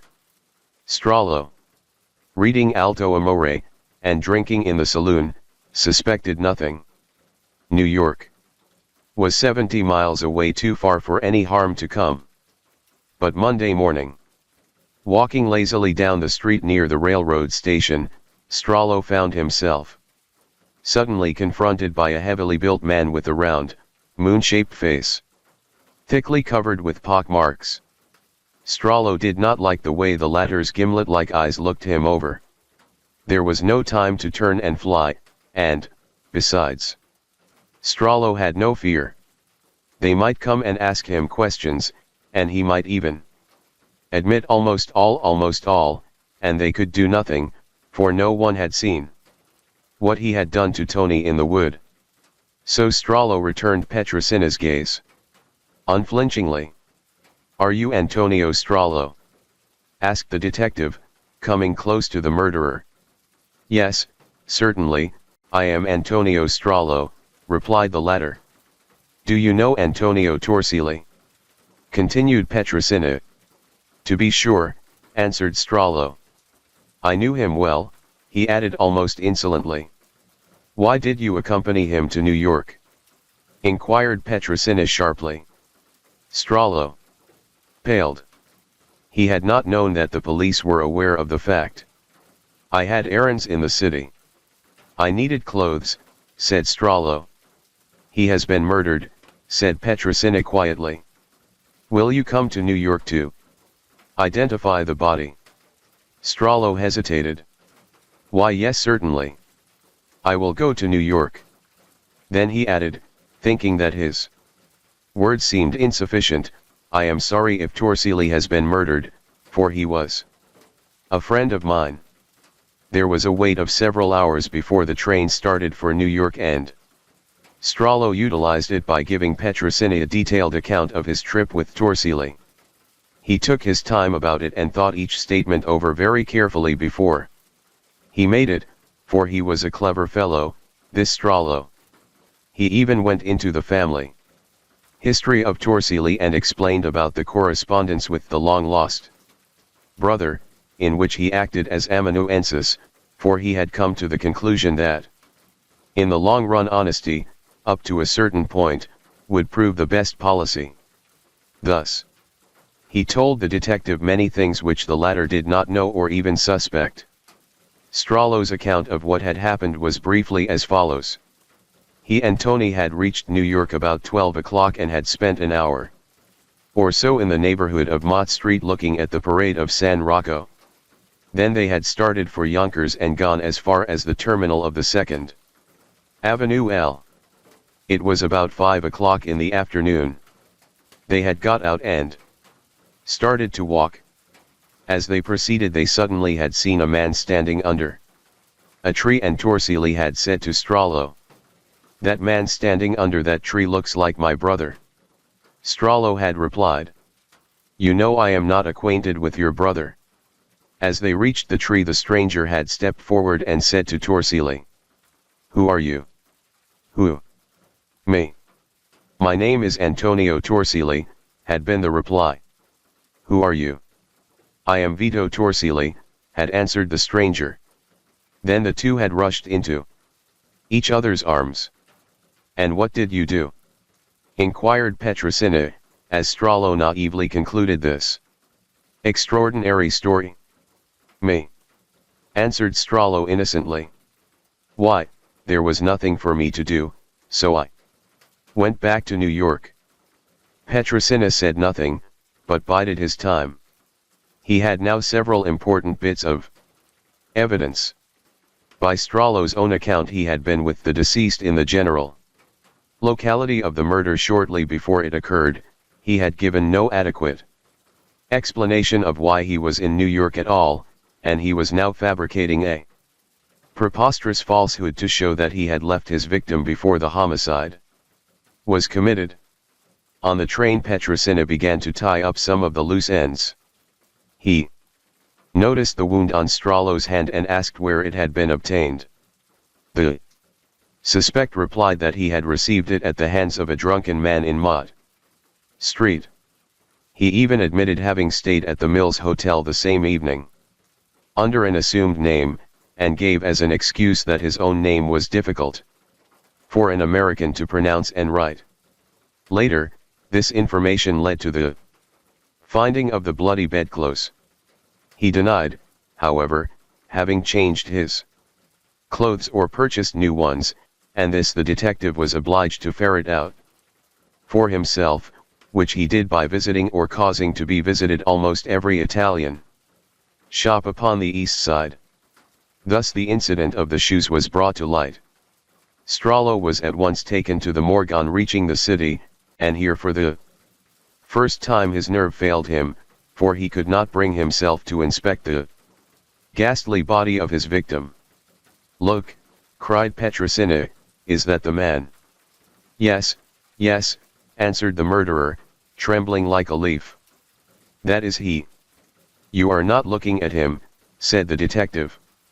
"Why don't you look at him? Look at the body." "I am looking at him," replied Strollo, averting his eyes. "That is he, my friend. Antonio Torsilli." The prisoner was now taken to police headquarters and searched. Here a letter was found in his hip pocket in his own handwriting, purporting to be from Antonio Torsilli to his brother Vito at Yonkers, but enclosed in an envelope addressed to Antonio at Lambertville. This envelope bore a red 2-cent stamp and was inscribed, "Antonio Torsilli, Box 470, Lambertville, New Jersey." The letter, as later translated in court by the interpreter, read as follows: "Lambertville, July 30th, 1905. My dear brother, upon receipt of your news I feel very happy to feel you are well, and the same I can assure you from me. Dear brother, you cannot believe the joy I feel after such a long time to know where you are. I have been looking for you for 2 years, and never had any news from you.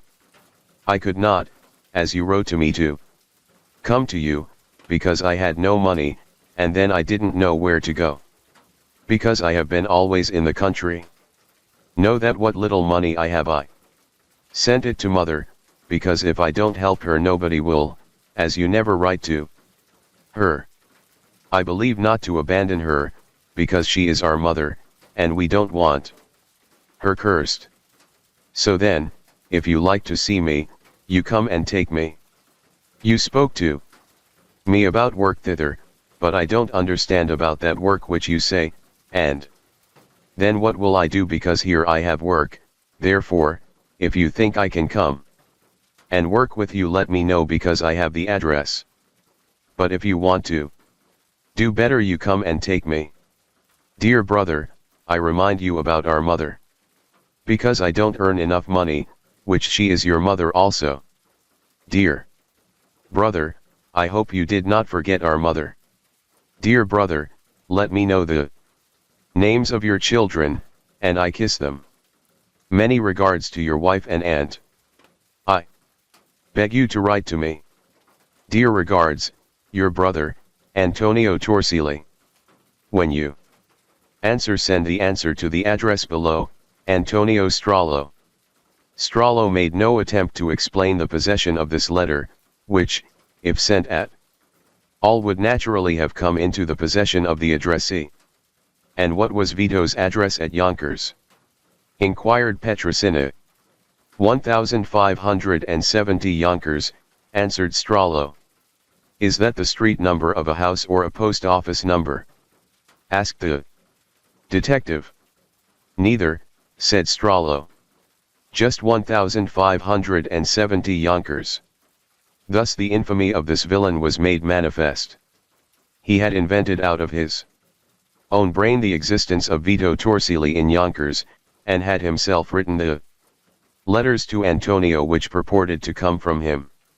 He had used the simple fellow's love for his long-lost brother as the means to lure him to his destruction, and brutally murdered him for the sake of the few dollars which his innocent victim had worked so hard to earn to reunite him to his mother and his betrothed. The wounds in Strollo's hand and knee were found to correspond in shape and character with the 36 wounds in Torsilli's body, and the mushroom digger unhesitatingly identified him as the man in the company of the deceased.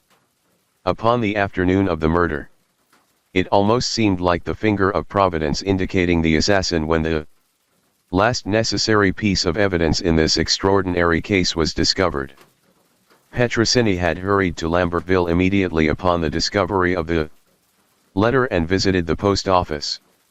A young lady named Miss Olive Phillips had been employed there as a clerk for 12 years, and had lately had charge of what are known as the call boxes.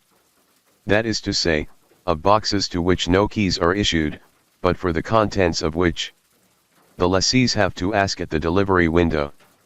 These are very inexpensive and in use generally by the Italian population of Lambertville, who are accustomed to rent them in common one box to 3 or 4 families. She had noticed Strollo when he had come for his mail on account of his flashy dress and debonair demeanor. Strollo's box, she said, was number 420. Petrosini showed her the envelope of the letter found in Strollo's pocket. The stamp indicated that it had been cancelled at Lambertville on July 26. When she saw the envelope, she called Petrosini's attention to the fact that the stamp was a 2-cent red stamp, and said, to his surprise, that she was able to identify the letter on that account as one mailed by Strollo on July 26. As there is no local delivery in the town, she explained, drop letters, or letters mailed by residents to other residents, may be franked for 1 cent. Now, in the first place, no Italian in Lambertville, except Strollo, so far as Miss Phillips could remember, had ever mailed a letter to another Italian in the same town. A frugal Italian, moreover, if he had done so, would have put on only the required amount of postage. On the 26th of July, Strollo had come to the post office and pushed this identical letter through the window, at the same time handing her 2 cents and asking her to put on a red stamp for him.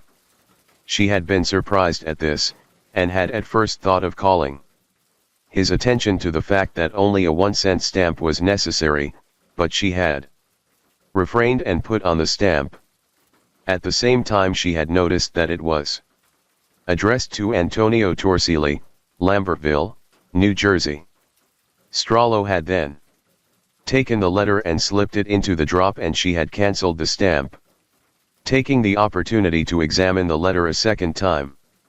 A stranger coincidence could hardly be imagined, and this observing young lady from the country was thus able to supply the most important link in the chain against the murderer, and to demonstrate conclusively that the wretch had himself been mailing in Lambertville the letters purporting to come from the fictitious brother in Yonkers.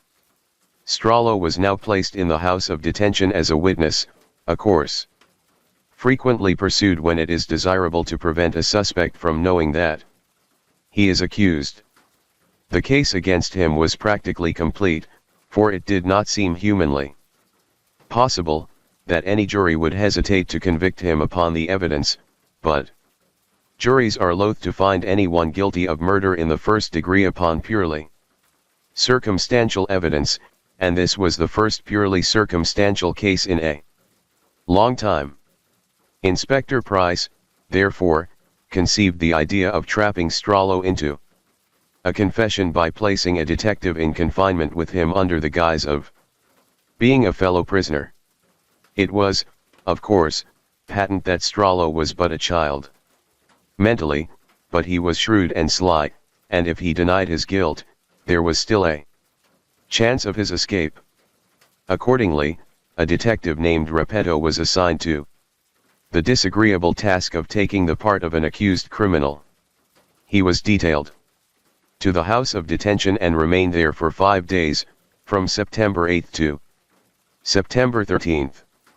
Here Repetto became acquainted with Strollo and the other prisoners, giving his name as Silvio del Sordo and his address as 272 Bowery. He played cards with them, read the papers aloud, and made himself generally agreeable. During this period he frequently saw the defendant write and familiarized himself with his chirography. The scheme worked and Repetto afterward received 5 letters from Strollo, sent after the latter had been removed from the house of detention to the Tombs, and indicted for the murder of Torsilli. The first, dated September 22d, was merely to inform his supposed friend Silvio of the change in his residence and to inquire the whereabouts of another prisoner named Philip. The second would be pathetic were it not written by the defendant in the case. It carries with it the flavor of the Calabrian Hills. New York, October 17, 1905. Sir Silvio, I write and believe not to sicken you with my words, but it is enough that you are well in health. I take the liberty again not having any one else but you, and I believe to find a brother in you, not a friend. I ask you nothing, only if you have time to come and see me as soon as possible. I ask you this as a favor because I know and believe to find a true friend, as I want to ask you a certain thing at the cost of my life. I will not say any more. Bring me 5 cents of paper and envelopes to write letters, and when you come I will give you the money. Nothing else. I am yours ever, servant and perfect friend, Strollo. The third letter from the perfect friend to his equally perfect friend is an extraordinary combination of ingenuity and ignorance. It contains the only suggestion of a defense, that of an alibi. New York, October 30, 1905. Esteemed friend, with retard I answer in receiving yours. I was very, very glad. I believe all you told me, and I am grateful, and hope you will not betray me, because you know it will cost the life of a poor unfortunate. So do as you told me, keep things to ourselves. If you wish to help me you will do me a great service, and if God helps me, you can dispose of my life. So I will have you called unexpected, saying that I did not know if you remembered.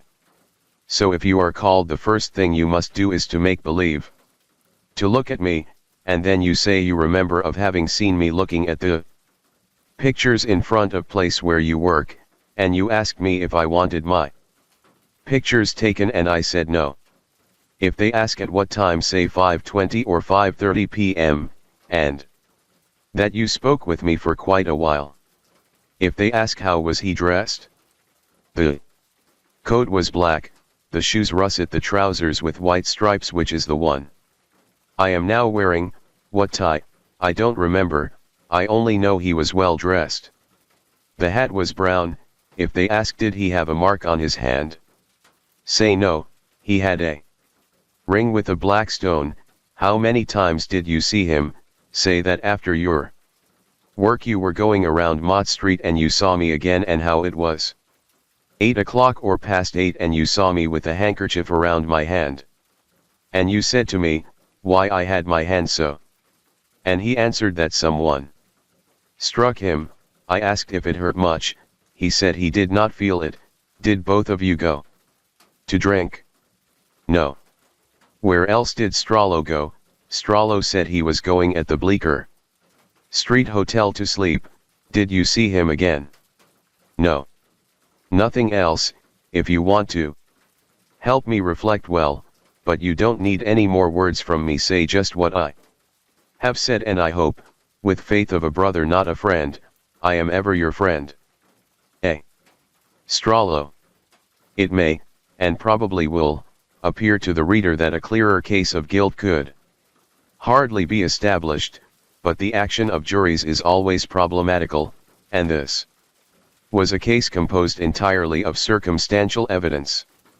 The jury would be obliged to find that no reasonable hypothesis consistent with the innocence of the accused could be formulated upon the evidence. Thus, even in the face of the facts proven against him, some freak juryman might still have said, but, after all, how do you know that Strollo killed him? Some other fellow might have done it. Even the faking of a defense does not prove the defendant guilty, but merely that he fears conviction, and is ready to resort to feigned testimony to secure his freedom. Many innocent men convict themselves in precisely this way. Accordingly, it was by no means with confidence that the people went to trial. But throughout this remarkable case it seemed as if it must have been preordained that Strollo should not escape punishment for his treacherous crime. No defense was possible, not even the partially prepared alibi was attempted. And the only thing that savored of a defense was the introduction of a letter, alleged to have been received by the defendant while in the house of detention, and which, if genuine, would have apparently established that the crime had been perpetrated by the Black Hand. The offering of this letter was a curious and fatal blunder, for it was later proven by the people to be in Strollo's own handwriting. It was his last despairing effort to escape the consequences of his crime. Headed with a cross drawn in blood, it ran as follows: I swear upon this cross, which is the blood of my veins, Strollo is innocent. I swear upon the cross the revengeful Black Hand could save me. New York, October 12, 1905. Sir Strollo, knowing you only by name, 8 days after that I leave. This letter will be sent to you. I leave at 7 o'clock with the steamer Britain. The harbor. Therefore I leave betraying my oath that I have held for the last 3 years belonging to the Black Hand. I will leave 3 letters, one to you, one to the police officer Coppery, and the other to the law, 300 Mulberry Street. All what I am saying I have sworn to before God. Therefore your innocence will be given you, first by God and then by the law, capturing the true murderers. I am sure that they already captured the murderer of Torsielli, who lured you to come to New York was Giuseppe Rosa, who knew you for nearly 2 years, and who comes from Lambertville, came among us and played you a trick. He is a Calabrese and has a mighty grudge. He and 4 others are averse to them. Announce the name of the man who stabbed you with the knife was Antonio Villa. He had to kill you, but you was fortunate. He is in jail for the present time and I don't know for how long, but I know that he was arrested. Nothing else to say. I have done my duty in giving you all the information. 407 2nd Street, Jersey. First page of the Black Hand letter written by Strollo, and put in evidence at his trial, placing the murder of Torsielli upon members of that imaginary secret organization. This letter convicted him.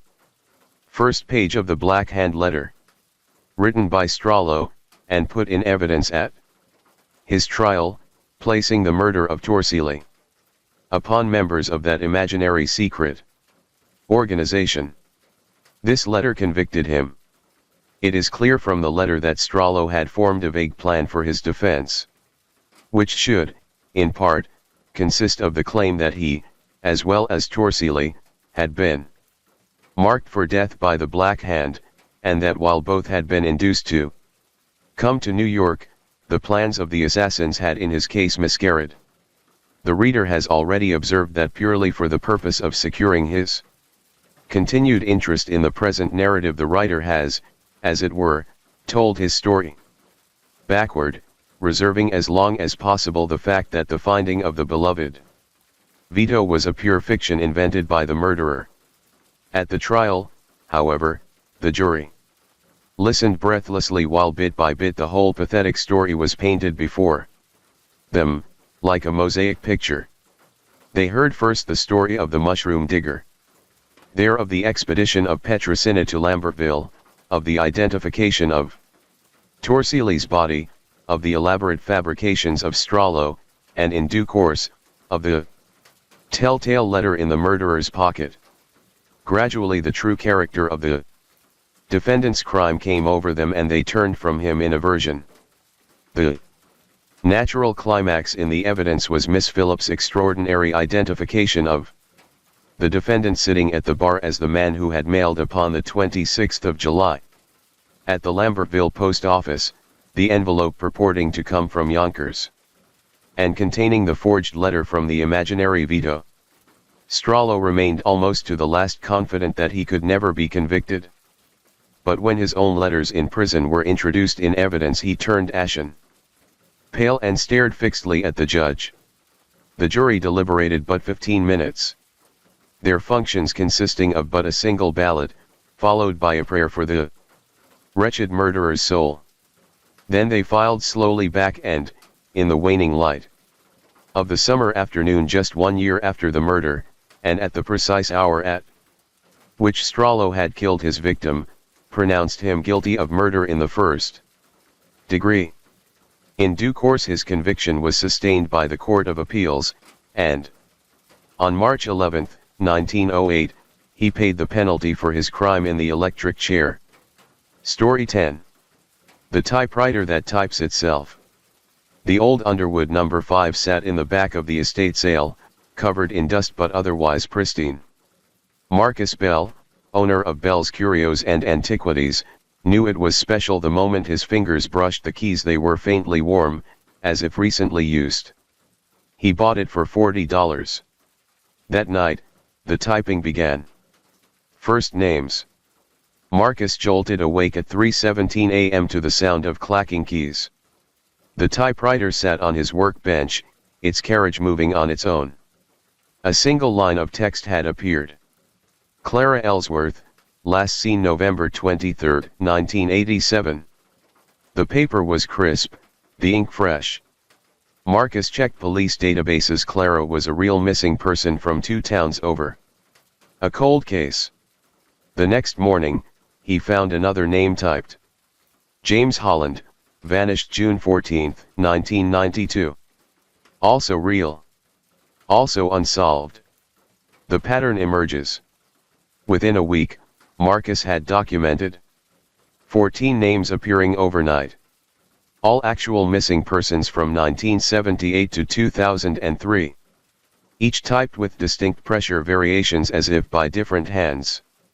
Most chilling was the last edition, a name typed while Marcus watched. Lisa Bell, your sister, May 19, 2001. Marcus hadn't told anyone about Lisa. She'd disappeared during her college graduation weekend. The case had gone cold decades ago. The second-hand clue. An elderly woman came into the shop, drawn by the Underwood in the window. That's the one from the Crawford place, she whispered. Old Walter Crawford used to write his novels on it. Strange man. Disappeared in '76. Research revealed. Walter Crawford wrote true crime books. His final manuscript was titled The Collector. The police found 37 missing person flyers in his home. His typewriter wasn't among the inventoried items. The final message. Marcus set up a camera. The footage showed the typewriter activating at 3:17 a.m. Keys depressing in distinct patterns, elderly Walter's heavy T, a child's light E. The carriage returning before any hands appeared. Then came the night it typed. Your turn to write the next chapter. Followed by Lisa's name again. And coordinates. The cabin in the woods. The GPS led to a rotting cabin. Inside. Walter Crawford's skeleton at a desk, fingers still on a different typewriter. Wallpaper made from newspaper clippings of missing persons. A manuscript page in the Underwood reading. They're not gone. They're inside the machines. The keys remember every touch. The hammers never forget a name. Most horrifying was the recording device under the floorboards. Its spools contained the sound of typing, growing faster each year. Epilogue. Marcus returned to find his shop's Underwood missing. But sometimes at night, his computer keys click without being touched. Names appear in his word processor's buffer. And one customer swears she saw a young woman's reflection in the shop window, fingers dancing over invisible keys. The police found Marcus yesterday asleep at his desk, hands resting on a familiar old Underwood. They couldn't wake him. And the page in the carriage? Just 2 words, typed over and over. Almost finished. The end. Last story. On a sultry August afternoon in 1903, a dapper, if somewhat anemic, young man entered the Broadway store of Rogers, Peet and Company, in New York City, and asked to be allowed to look at a suit of clothes. Having selected one to his fancy and arranged for some alterations, he produced from his wallet a check for $280, drawn to the order of George B. Lang, and signed E. Bierstadt, and remarked to the attentive salesman, "I haven't got quite enough cash with me to pay for these, but I have been intending to cash this check all the afternoon. Of course, you don't know me or even that my name is Lang, but if you will forward the check to the bank they will certify it, and tomorrow I will send for the suit and the balance of the money." "Certainly, Mr. Lang," replied the salesman. "I will hold the suit and the money to await your orders." The customer thanked him and took his departure. The check was sent to the bank certified it, then cancelled its certification and returned the check to Rogers, Peet and Company, and the store detectives, having communicated with police headquarters, anxiously awaited the arrival of Mr. Lang's messenger. Fig. 1 envelope on the back of which Parker's forged order was written. Fig. 1 envelope on the back of which Parker's forged order was written. Their efforts were rewarded a couple of days later by the appearance at the store of a lad who presented a written order, Fig. 1 and Fig. 2, inscribed upon the back of an envelope bearing a cancelled stamp and addressed to G.O.B. Lang, number 13. West 26th Street, New York City, which read as follows: Rogers, Peet & Co. Please give to bearer the clothes I purchased on Tuesday, suit pants S coat. And also kindly put change in envelope in inside coat pocket. Trusting the alterations are satisfactory, and thanking you in advance for the favor and for past courtesies, I am RESP yours, G.O.B. Lang. Fig. 2 Parker's order on Rogers, Peet and Company, in the name of Lang. Fig. 2 Parker's order on Rogers, Peet and Company, in the name of Lang. The boy was immediately placed under arrest, and after proclaiming his own innocence and vociferating that he was only doing an errand for a gent, who was waiting close by, was directed to return with his bundle as if nothing had occurred. This he did, and Mr. George B. Lang was soon in the clutches of the law. Interrogated by his captors, the supposed Lang admitted that his real name was James Parker, that he lived at 110 West 38th Street, and only requested that his wife be immediately notified of what had happened. At headquarters, the prisoner was identified as a gentleman who had been very actively engaged during the preceding months in passing bad checks throughout the city, his more recent operations having consisted in cashing a check on the Lincoln National Bank for $160 on July 20th, one for $290 on the same bank on July 30th, still another for $510.50 on August 4th, and one for $440.50 on the National Shoe and Leather Bank, to bearer, on August 8th. This last, in some inexplicable way, had been cashed at the very bank itself. Believing that the forger had at last been caught, the precinct detectives later on, during the evening of Parker's arrest, visited No West 38th Street, and on inquiring for Mrs. Parker, were introduced to a young girl of attractive appearance to whom they delivered their unwelcome message. Mrs. Parker seemed overwhelmed at the news and strongly asserted her confidence in her husband's innocence of any wrongdoing. Having performed their errand, the officers departed. A certain ineradicable jealousy has always existed between the plainclothes men of the various precincts and the sleuths attached to the central office, and in this instance the precinct men, having gained the credit for the arrest, it did not occur to them as necessary to communicate the knowledge of their acquaintance with Mrs. Parker to Detective Sergeants Peabody and Clark, originally assigned at headquarters to investigate the case.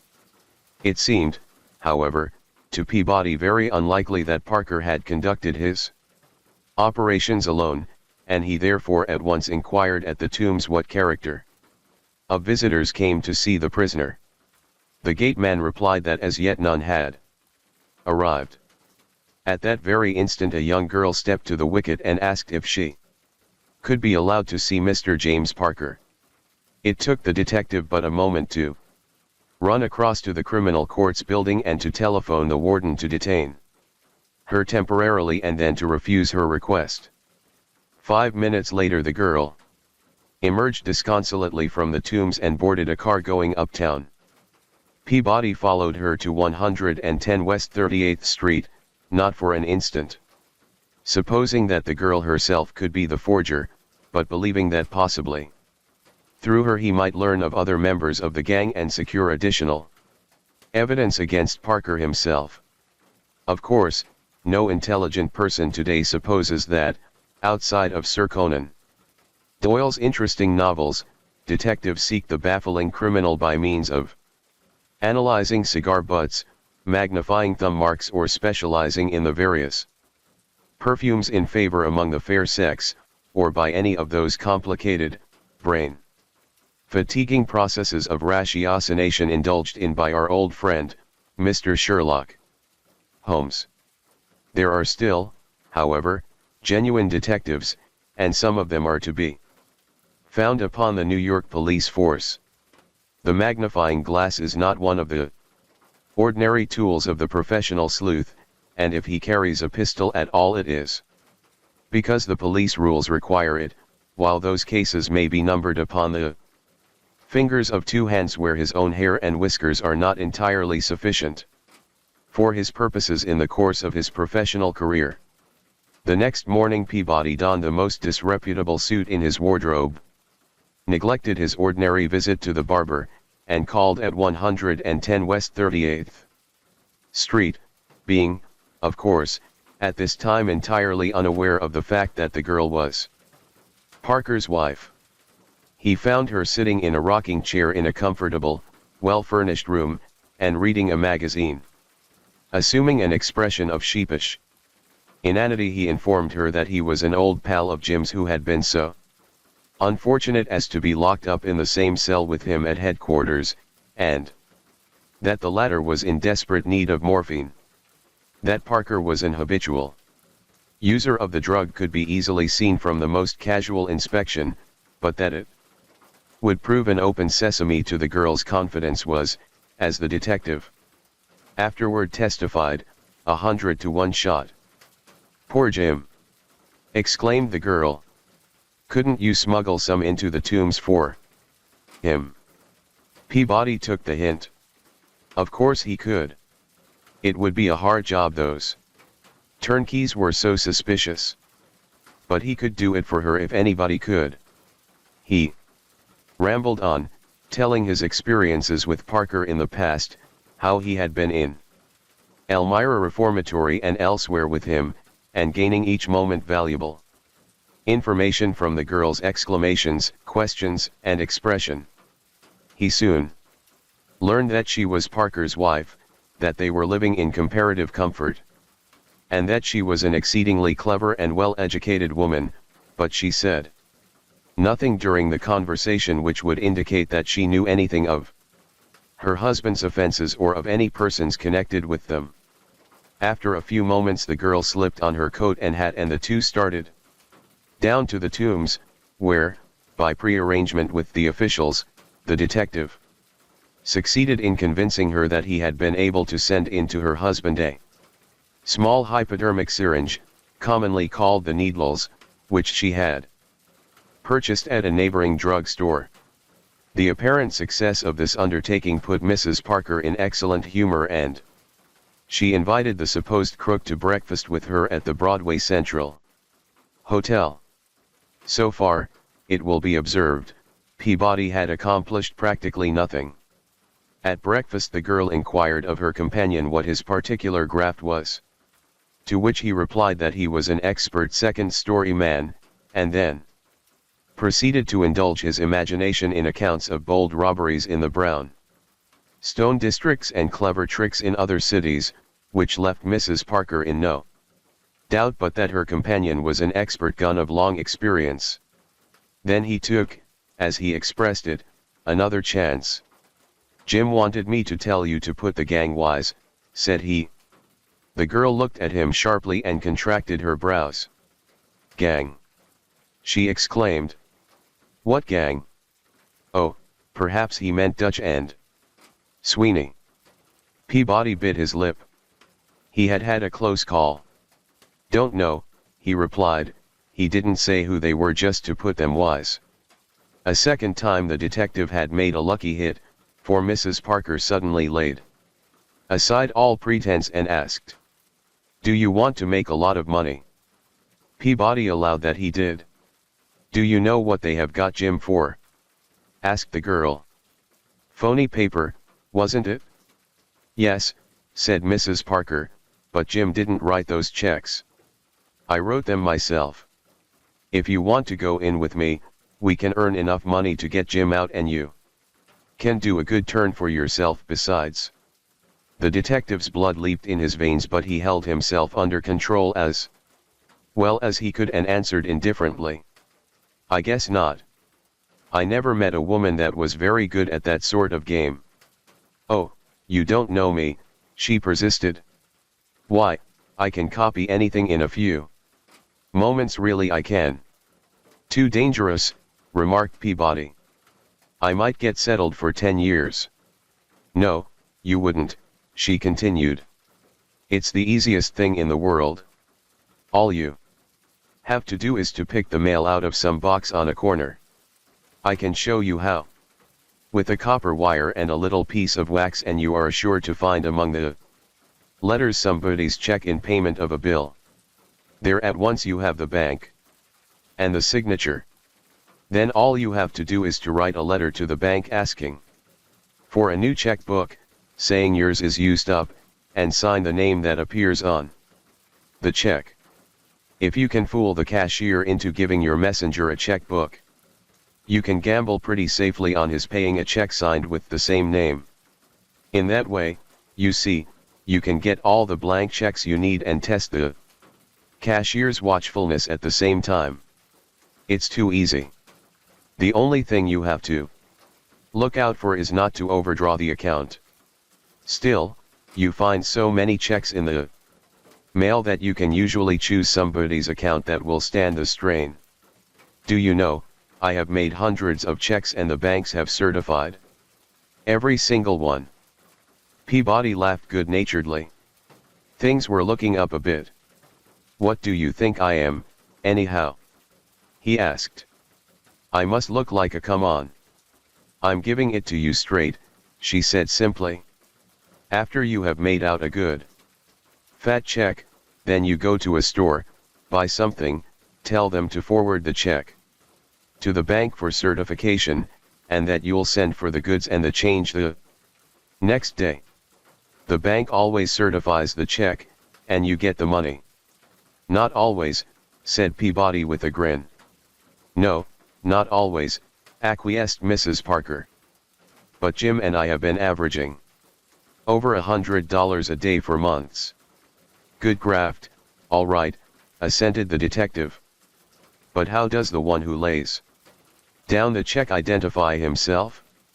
For instance, suppose I go into Tiffany's and pick out a diamond, and say I'm Mr. John Smith, of 100 West 100th Street, and the floor walker says, 'Sorry, Mr. Smith, but we don't know you,' what then?"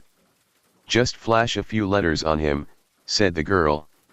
"Letters and envelopes. Where do you get 'em?" asked Peabody.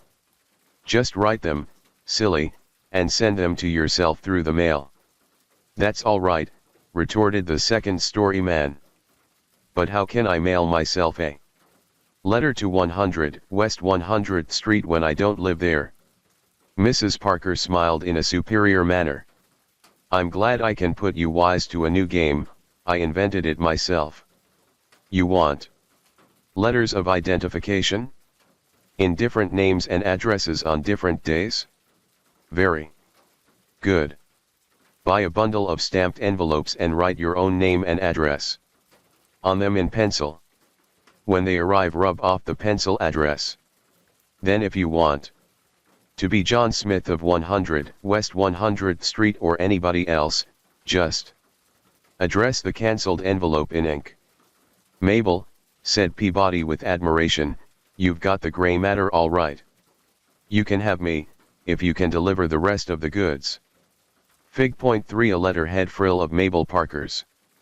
Fig.3 A letterhead frill of Mabel Parker's.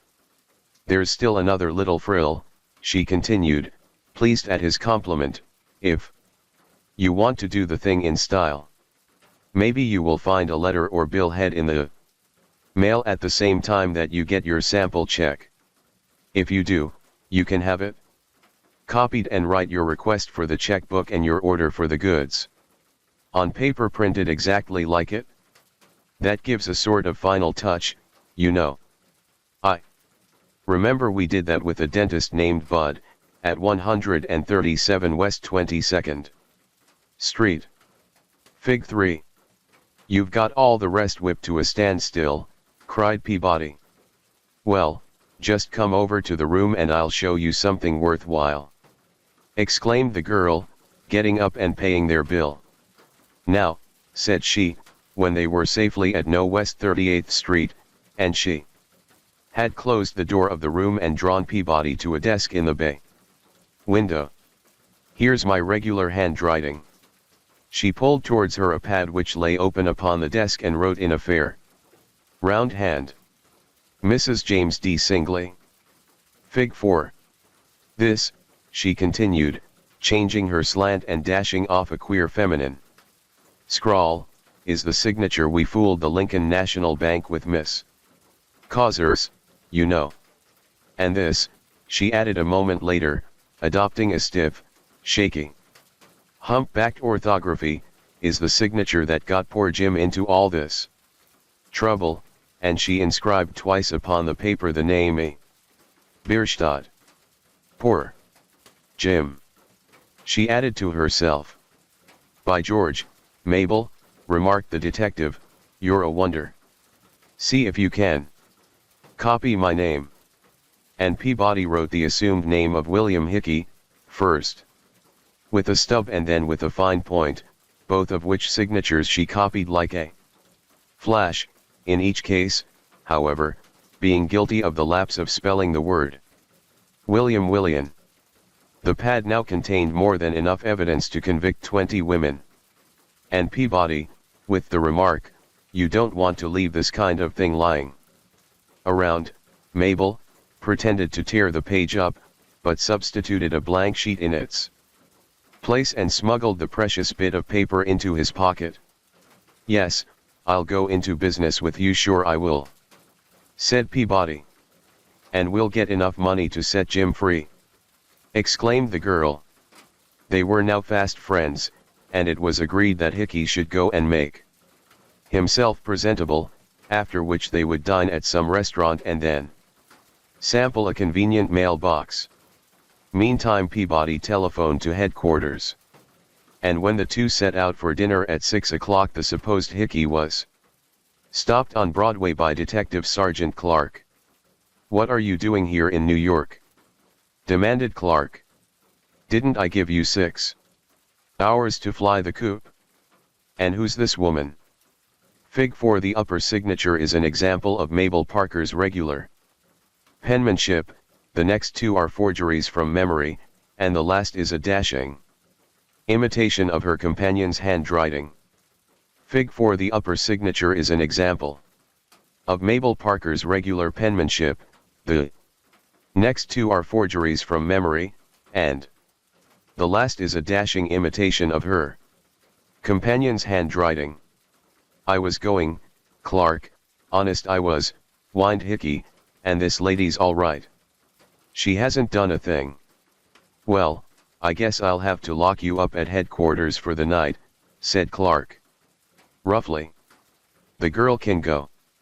"Oh, Mr. Clark, do come and have dinner with us first," exclaimed Mrs. Parker.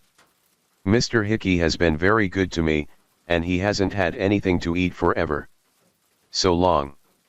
"Don't care if I do," said Clark.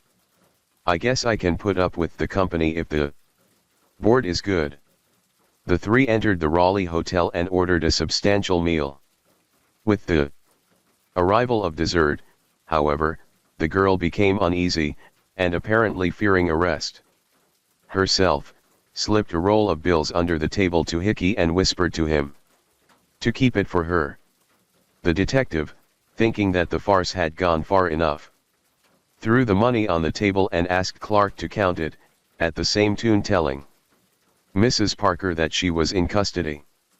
The girl turned white, uttered a little scream, and then, regaining her self-possession, remarked as nonchalantly as "You please."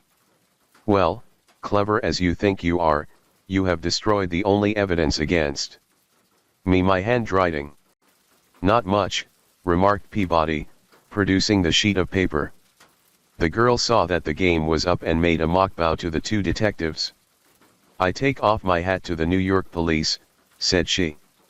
At this time, apparently, no thought of denying her guilt had entered her mind. And at the station house she talked freely to the sergeant, the matron and the various newspaper men who were present, even drawing pictures of herself upon loose sheets of paper and signing her name, apparently rather enjoying the notoriety which her arrest had occasioned. A thorough search of her apartment was now made, with the result that several sheets of paper were found there, bearing what were evidently practice signatures of the name of Alice Causer. Fig. 5. Evidence was also obtained showing that, on the day following her husband's arrest, she had destroyed large quantities of blank checkbooks and blank checks. Upon the trial of Mrs. Parker, the handwriting experts testified that the Bierstadt and Causer signatures were so perfect that it would be difficult to state that they were not originals. The Parker woman was what is sometimes known as a free hand forger. She never traced anything, and as her forgeries were written by a muscular imitation of the pen movement of the writer of the genuine signature, they were almost impossible of detection. When Albert T. Patrick forged the signature of old Mr. Rice to the spurious will of 1900 and to the checks for $25,000, $65,000, and $135,000 upon Swenson's Bank and the Fifth Avenue Trust Co., the forgeries were easily detected from the fact that, as Patrick had traced them, they were all almost exactly alike and practically could be superimposed one upon another, line for line, dot for dot. 1. 1C Infra, p. 304. Fig. 5 Practice signatures of the name of Alice Causer. Fig. 5 Practice signatures of the name of Alice Causer. Mabel Parker's early history is shrouded in a certain amount of obscurity, but there is reason to believe that she was the offspring of respectable laboring people who turned her over, while she was still an infant, to a Mr. and Mrs. Prentice, instructors in physical culture in the public schools, first of St. Louis, and later of St. Paul, Minnesota. As a child, and afterwards as a young girl, she exhibited great precocity and a considerable amount of real ability in drawing and in English composition, but her very cleverness and versatility were the means of her becoming much more sophisticated than most young women of her age, with the result that while still in her teens she gave her adopted parents ground for considerable uneasiness. Accordingly, they decided to place her for the next few years in a convent near New York. By this time she had attained a high degree of proficiency in writing short stories and miscellaneous articles, which she illustrated herself, for the papers and inferior magazines. Convent life proved very dull for this young lady, and accordingly one dark evening, she made her exit from the cloister by means of a conveniently located window. Waiting for her in the grounds below was James Parker, 27 years old. Already of a large criminal experience, although never yet convicted of crime. The two made their way to New York, were married, and the girl entered upon her career. Her husband, whose real name was James D. Singley, was a professional tenderloin crook, ready to turn his hand to any sort of cheap crime. To satisfy his appetites and support life, the money easily secured was easily spent, and Singley, at the time of his marriage, was addicted to most of the vices common to the habitués of the underworld. His worst enemy was the morphine habit, and from her husband Mrs. Singley speedily learned the use of the drug. At this time Mabel Prentice Parker Singley was about 5 feet 2 inches in height, weighing not more than 105 or 110 pounds, slender to girlishness and showing no maturity save in her face, which, with its high color, brilliant blue eyes, and her yellow hair, often led those who glanced at her casually to think her good-looking. Further inspection, however, revealed a fox-like expression, an irregularity in the position of the eyes, a hardness in the lines of the mouth, and a flatness of the nose which belied the first impression. This was particularly true when, after being deprived of morphine in the Tombs, her ordinary high color gave way at her second trial to a waxy paleness of complexion. But the story of her career in the Tenderloin would prove neither profitable nor attractive. Fig 6. The check on which the indictment for forgery was brought. Fig 6. The check on which the indictment for forgery was brought. The subsequent history of the Parker case is a startling example of the credulity of the ordinary jury. The evidence secured was absolutely conclusive, but unfortunately juries are generally unwilling to take the uncorroborated word of a policeman against that of a defendant, particularly if the defendant be a young and pretty woman. Here at the very outset was a complete confession on the part of Mrs. Parker, supplemented by illustrations from her own pen of what she could do. Comparison showed that the signatures she had written without a model upon the Peabody sheet were identical with those upon the forged checks. Fig 6, and with Mr. Bierstadt's and Miss Causer's handwriting. When Mrs. Parker's case, therefore, came on for pleading, her counsel, probably because they could think of nothing else to do, entered a plea of insanity. It was also intimated that the young woman would probably plead guilty, and the case was therefore placed upon the calendar and moved for trial without much preparation on the part of the prosecution. Instead of this young person confessing her guilt, however, she amused herself by ogling the jury and drawing pictures of the court, the district attorney and the various witnesses. Probably no more extraordinary scene was ever beheld in a court of law than that exhibited by Part 2 of the General Sessions upon Mabel Parker's first trial for forgery. Attired in a sky blue dress and picture hat, with new white gloves, she sat jauntily by the side of her counsel throughout the proceedings, toying with her pen and pencil, and in the very presence of the jury copying handwriting which was given her for that purpose by various members of the yellow press who crowded close behind the rail. From time to time she would dash off an aphorism or a paragraph in regard to the trial which she handed to a reporter. If satisfactory, this was elaborated and sometimes even illustrated by her for the evening edition of his paper. The assistant district attorney complained that this was clearly a contempt of court, particularly as the defendant had drawn a picture not only of himself, but of the presiding justice and a witness, which had appeared in one of the evening papers.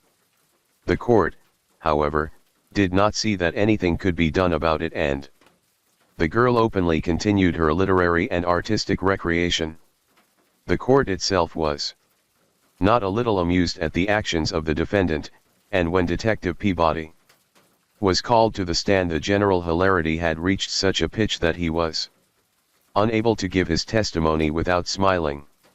The natural result, therefore, at the first trial, was that the detective succeeded in giving the unqualified impression that he was drawing the long bow in a most preposterous fashion. At the conclusion of the people's case,